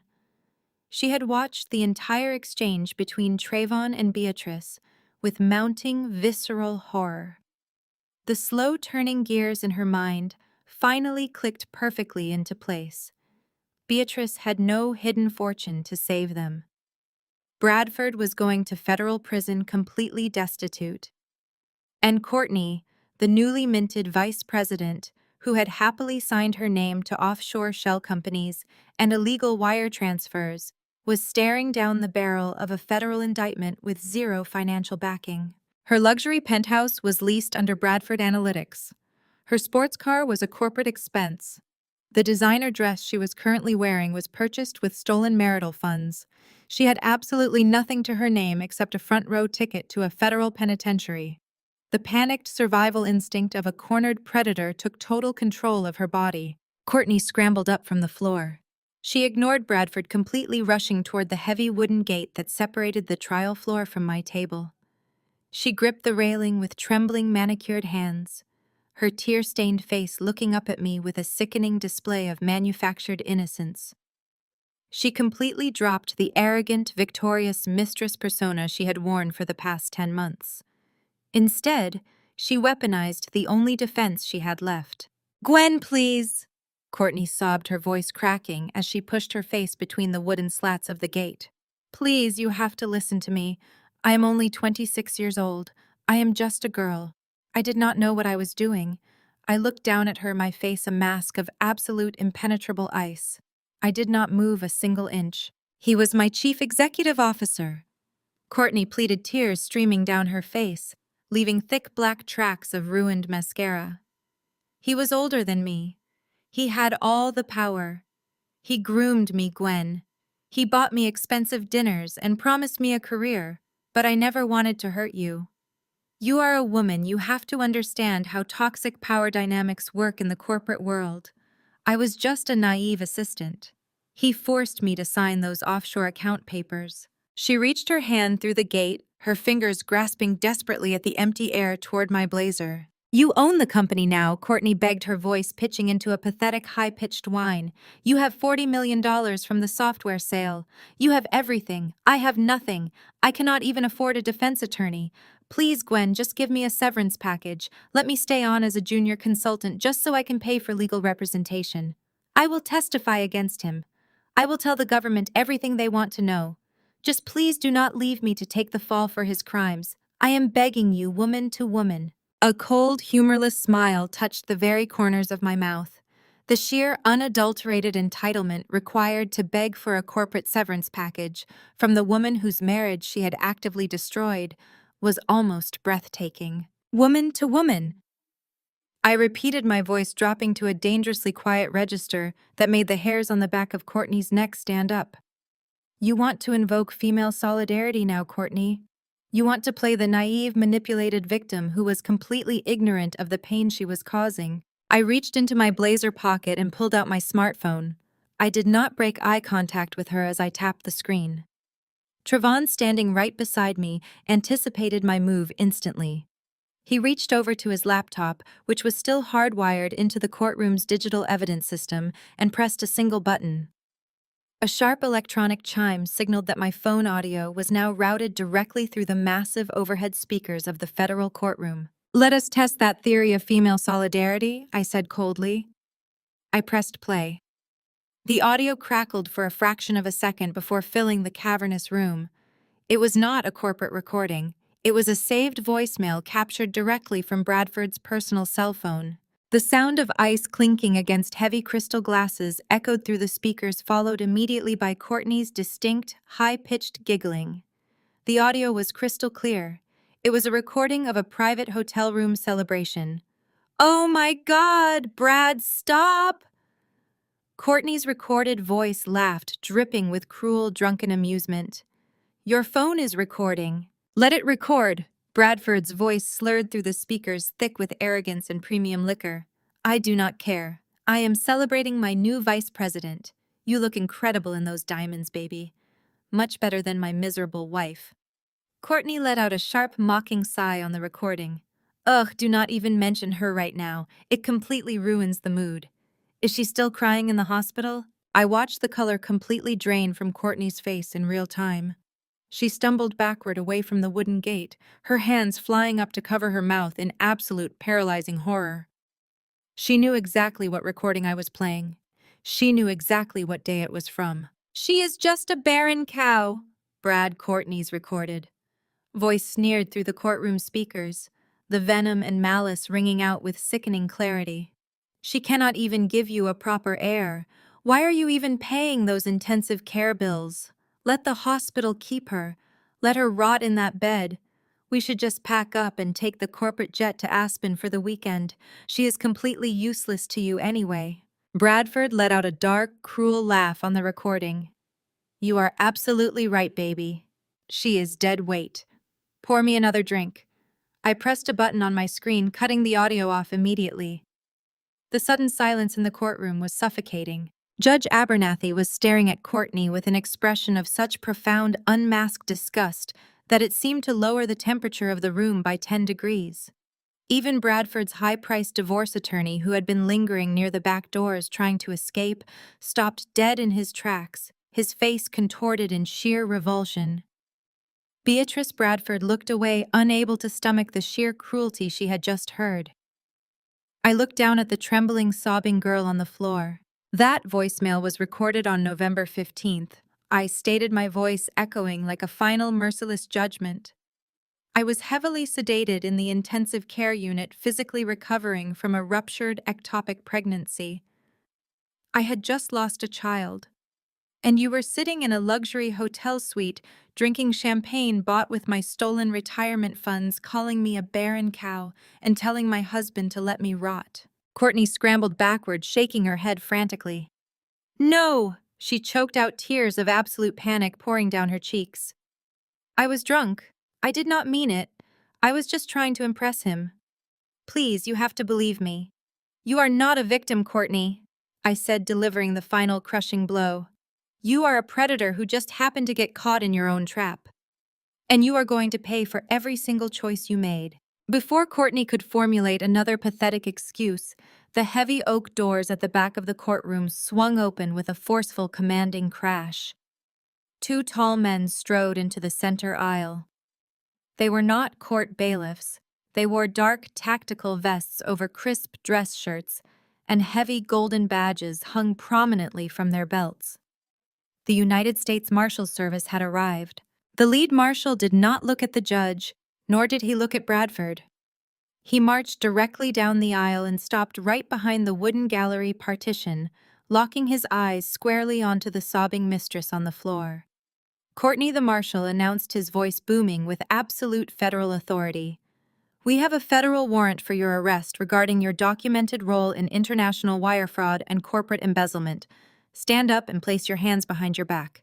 The heavy steel handcuffs ratcheted tightly around the young vice president's wrists with a sharp, unforgiving click.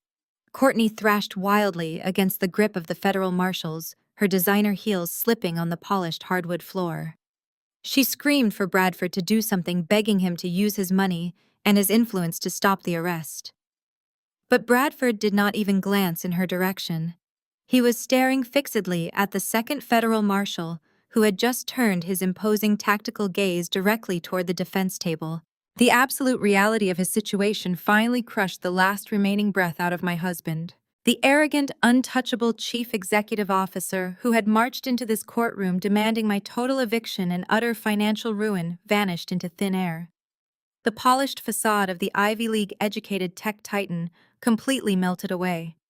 In his place stood a terrified, hyperventilating shell of a man, his knees buckled so violently that the two court bailiffs had to physically haul him up by his armpits to keep him from collapsing into a pathetic, whimpering heap on the floor. Real, ugly, desperate tears began to pour down Bradford's face.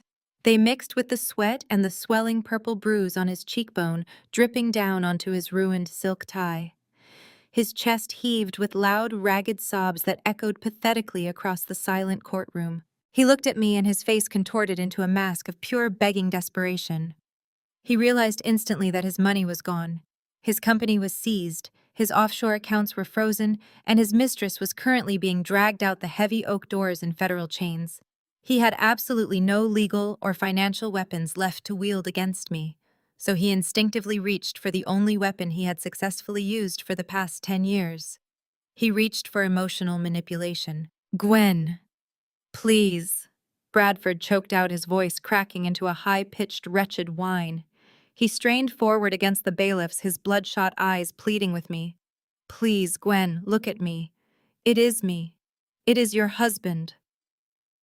I stood perfectly still beside Trevon. I did not cross my arms. I did not scowl. I simply watched the man who had terrorized me for a decade reduce himself to a groveling, weeping mess. Bradford saw my blank expression, and his panic escalated into a frantic frenzy. He began to weaponize every single memory we shared, desperately trying to activate the trauma bond he had spent 10 years meticulously cultivating. "We have been together for a decade, Gwen." Bradford sobbed, tears flowing freely down his face. "You cannot just throw all of that away. Think about everything we built. Think about our wedding day. Remember how beautiful you looked in that white dress? We stood in front of our families and we promised each other forever. We promised for better or for worse. You promised you would stand by my side."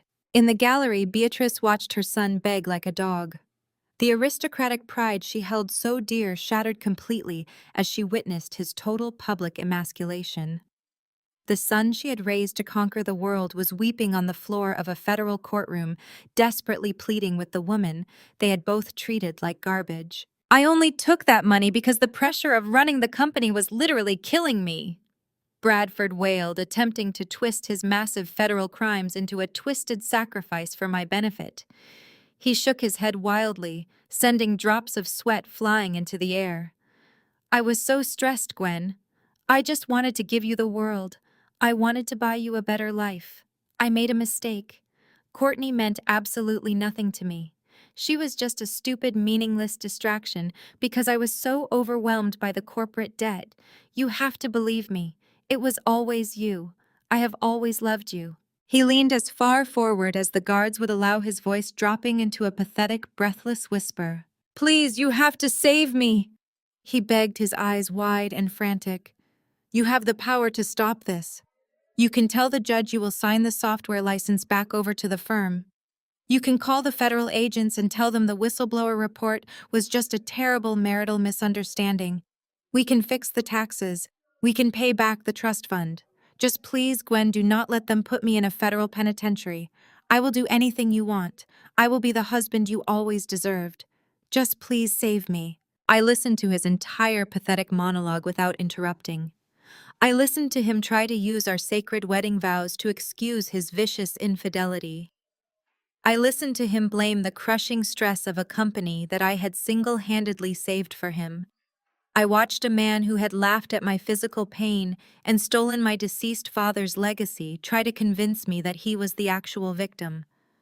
I took a slow, deliberate breath. I stepped away from the plaintiff table and walked directly toward him. The bailiffs tensed, preparing to block me, but I stopped just out of his physical reach.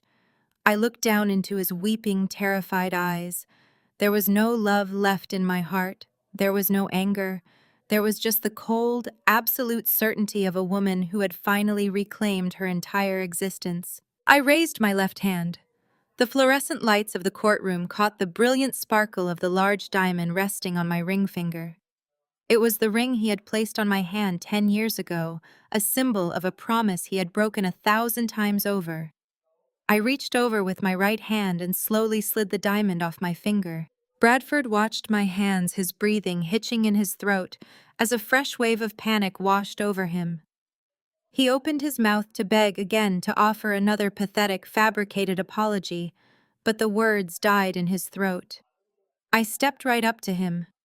I reached out and gently dropped the heavy diamond ring directly into the breast pocket of his ruined, custom-tailored suit jacket. "Keep the change, Brad," I said, my voice ringing out with terrifying, absolute finality. "You are going to need it for the commissary."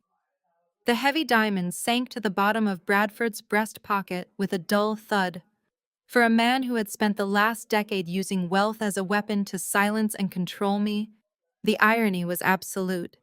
The ring that was supposed to bind me to a life of quiet submission was now the only piece of jewelry he would be taking with him into a federal holding cell.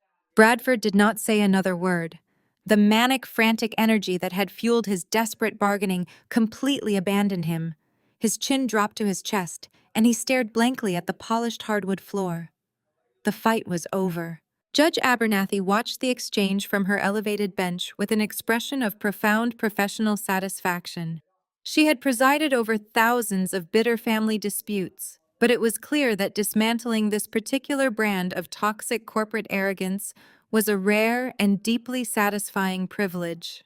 She reached out and grabbed the handle of her wooden gavel, gripping it with absolute authority. The sharp, resounding crack of the gavel striking the sound block echoed like a cannon shot through the cavernous courtroom. "Let the official record reflect that this court has reviewed all provided documentation, including the authenticated postnuptial agreement and the sworn confession of infidelity delivered by the witness," Judge Abernathy announced. Her voice projected through the overhead speakers, leaving no room for debate or appeal. "Based on the triggering of the morality clause within Exhibit D, I am granting this divorce petition immediately. The marriage between Gwendolyn and Bradford is hereby legally and permanently dissolved." I stood shoulder to shoulder with Trayvon, listening to the heavy legal chains of my past finally snapping in half. Furthermore, the judge continued, flipping to the final page of her ledger. "I am enforcing the post-nuptial asset transfer in its absolute entirety. Effective immediately, all clean, uncompromised assets, including the primary marital penthouse, all non-corporate investment portfolios, and the remaining liquid cash reserves, are granted solely to Gwendolyn. She assumes 100% ownership of the private estate." Bradford squeezed his eyes shut, his shoulders violently shaking as he wept. As per the binding agreement, Judge Abernathy stated, her gaze locked coldly onto my ex-husband. "Bradford assumes sole exclusive responsibility for all remaining corporate and marital debt. He forfeits any right to spousal support or asset liquidation." And because Gwendolyn was forced to defend herself against a fraudulent prenuptial agreement while enduring profound financial abuse, I am ordering Bradford to pay all associated legal and administrative costs. The invoice for Mr. Vance's independent forensic audit will be billed directly to Bradford's remaining personal debt. Trevon let out a low, satisfied hum of approval. He had just successfully audited his own abusive former boss and secured his consulting fee directly from the man's imminent bankruptcy. Judge Abernathy stacked the papers neatly on her desk. She turned her attention away from the civil ruling and focused her piercing stare on the two United States Marshals standing at attention near the wooden partition. "This concludes the jurisdiction of the family court," the judge declared firmly. "Officers, you are now clear to execute your federal warrants. I am officially remanding Bradford and Courtney into federal custody right here and right now. You may hold them in the courthouse detention cells until the Internal Revenue Service and the Federal Bureau of Investigation arrive to transport them for booking." The lead marshal nodded sharply. He signaled to the bailiffs, who immediately yanked Bradford upright by his arms. My ex-husband let out a pathetic, wretched groan as they dragged him away from the defense table. He did not even try to look back at me. He was paraded down the center aisle of the courtroom, a broken, destitute man marching toward a decade of federal incarceration. Courtney was already being hauled up from the floor by the second marshal. Her designer dress was twisted. Her makeup was a ruined, disastrous mess, and she was sobbing so hysterically she could barely breathe. She wailed for someone to call her parents, begging the marshals to let her make a phone call, crying that she was too young to go to prison. The heavy wooden doors opened and the marshals shoved her out into the harsh fluorescent light of the hallway, right behind Bradford. Then the absolute pinnacle of the chaos erupted from the gallery. Beatrice Bradford, who had been sitting frozen in a state of catatonic shock, suddenly snapped. The sight of her golden child being marched out in federal chains completely shattered her aristocratic mind. She lunged out of the wooden pew, her face a twisted mask of uncontrollable grief and unhinged fury. "You cannot take him!" Beatrice screamed, lunging toward the center aisle with her arms flailing wildly. "He is a Bradford. We own half the real estate in this city. You are making a catastrophic mistake." A female court security officer immediately intercepted her, grabbing the matriarch firmly by the arm. "Mom, you need to exit the courtroom right now," the officer ordered, pulling Beatrice back toward the exit. But Beatrice was entirely lost to her own delusion. She thrashed against the officer, her expensive heels scraping loudly against the floor. "I will have you all fired," she shrieked, pointing a trembling manicured finger toward the bench. "I will call the governor. I will call the mayor. You cannot steal my estate and lock up my son." The security officer did not waste another second arguing. She forcefully twisted Beatrice's arm behind her back and marched the screaming, thrashing society woman straight out the heavy oak doors. Beatrice's wails of absolute aristocratic ruin echoed down the marble corridor, fading slowly into the distance, until the heavy doors swung completely shut. And then there was silence. It was not the tense, suffocating silence of a courtroom waiting for a verdict. It was the pure, serene, absolute quiet of a battlefield after the war had been decisively won. I stood in the center of the trial floor, taking a slow, deep breath. The heavy, oppressive weight I had carried in my chest for 10 long years, the constant gaslighting, the financial control, the emotional abuse, the terrible medical trauma, it all evaporated into the cool, sterile air of the courtroom. I felt lighter than I had ever felt in my entire adult life. My lungs expanded freely. My mind was razor sharp. I turned back to the plaintiff table. I calmly stacked my medical records, my financial ledgers, and the Treasury Department documents. I slid them neatly into my leather briefcase and snapped the brass locks shut with a satisfying click. I picked up my briefcase and walked toward the bench. Judge Abernathy was organizing her own files, but she stopped as I approached. I reached over the heavy wooden barrier and offered my hand. "Thank you, Your Honor." I said, my voice steady and filled with genuine respect. Judge Abernathy reached down and shook my hand firmly. Her sharp eyes softened, just a fraction, offering a rare look of profound professional admiration. You came into my courtroom highly prepared, Gwendolyn, the judge replied. It was a masterful presentation. Good luck to you. I nodded, accepting the highest compliment a federal jurist could give. I turned away from the bench and walked back down the center aisle where Trevon was waiting by the gallery gate. He held his brushed metal briefcase in one hand, offering me a bright, victorious smile. We did it, I said, the reality of our total, absolute victory finally settling into my bones. Trayvon chuckled, adjusting his tailored suit jacket. We absolutely did. Now let us get out of here. I walked out of the trial area, my heels clicking against the polished hardwood for the very last time.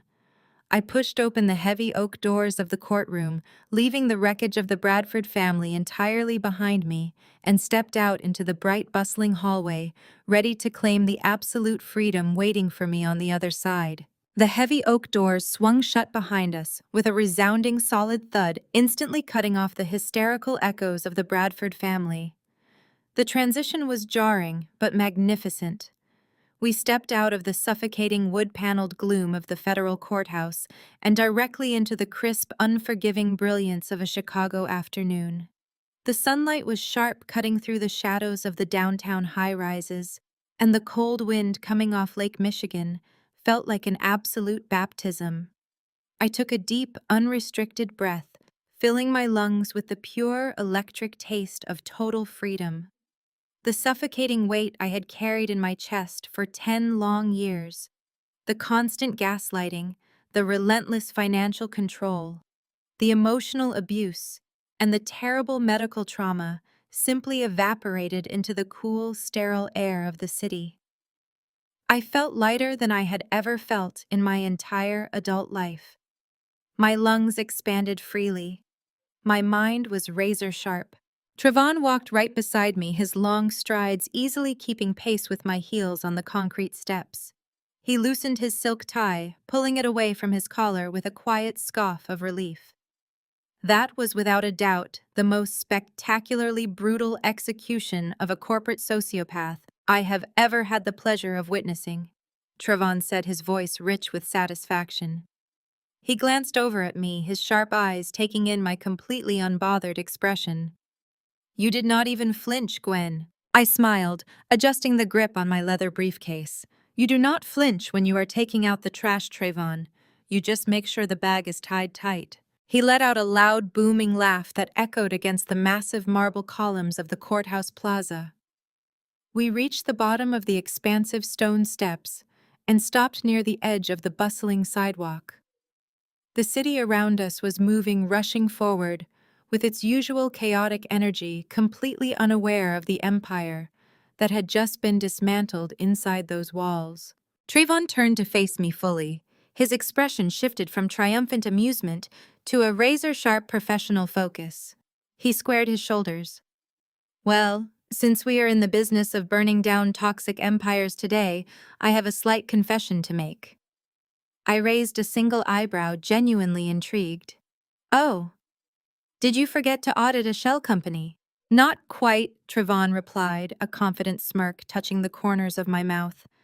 I actually submitted my formal letter of resignation to my firm at exactly 8 o'clock this morning. I am completely done, Gwen. No more covering for arrogant executives. No more turning a blind eye to unethical accounting practices, just to keep a managing partner happy. I am officially a free agent. I looked at him, deeply impressed. Quitting a senior position at a top-tier financial firm was a massive, dangerous risk. And what exactly is the grand plan for this free agency? I am launching my own independent forensic audit firm, Trayvon stated, his voice ringing with absolute certainty. No corporate overlords, no compromises. Strictly investigative auditing for hostile takeovers, federal whistleblowing, and complex asset recovery. I already have the LLC registered and the business plan locked down. The only thing I am currently missing is a substantial influx of operating capital to secure the commercial lease and hire a team of top-tier analysts. I looked down at the heavy leather briefcase in my right hand. Inside that premium leather was the signed federal order granting me sole ownership of the entire Bradford private estate, alongside the finalized $40 million software acquisition payout.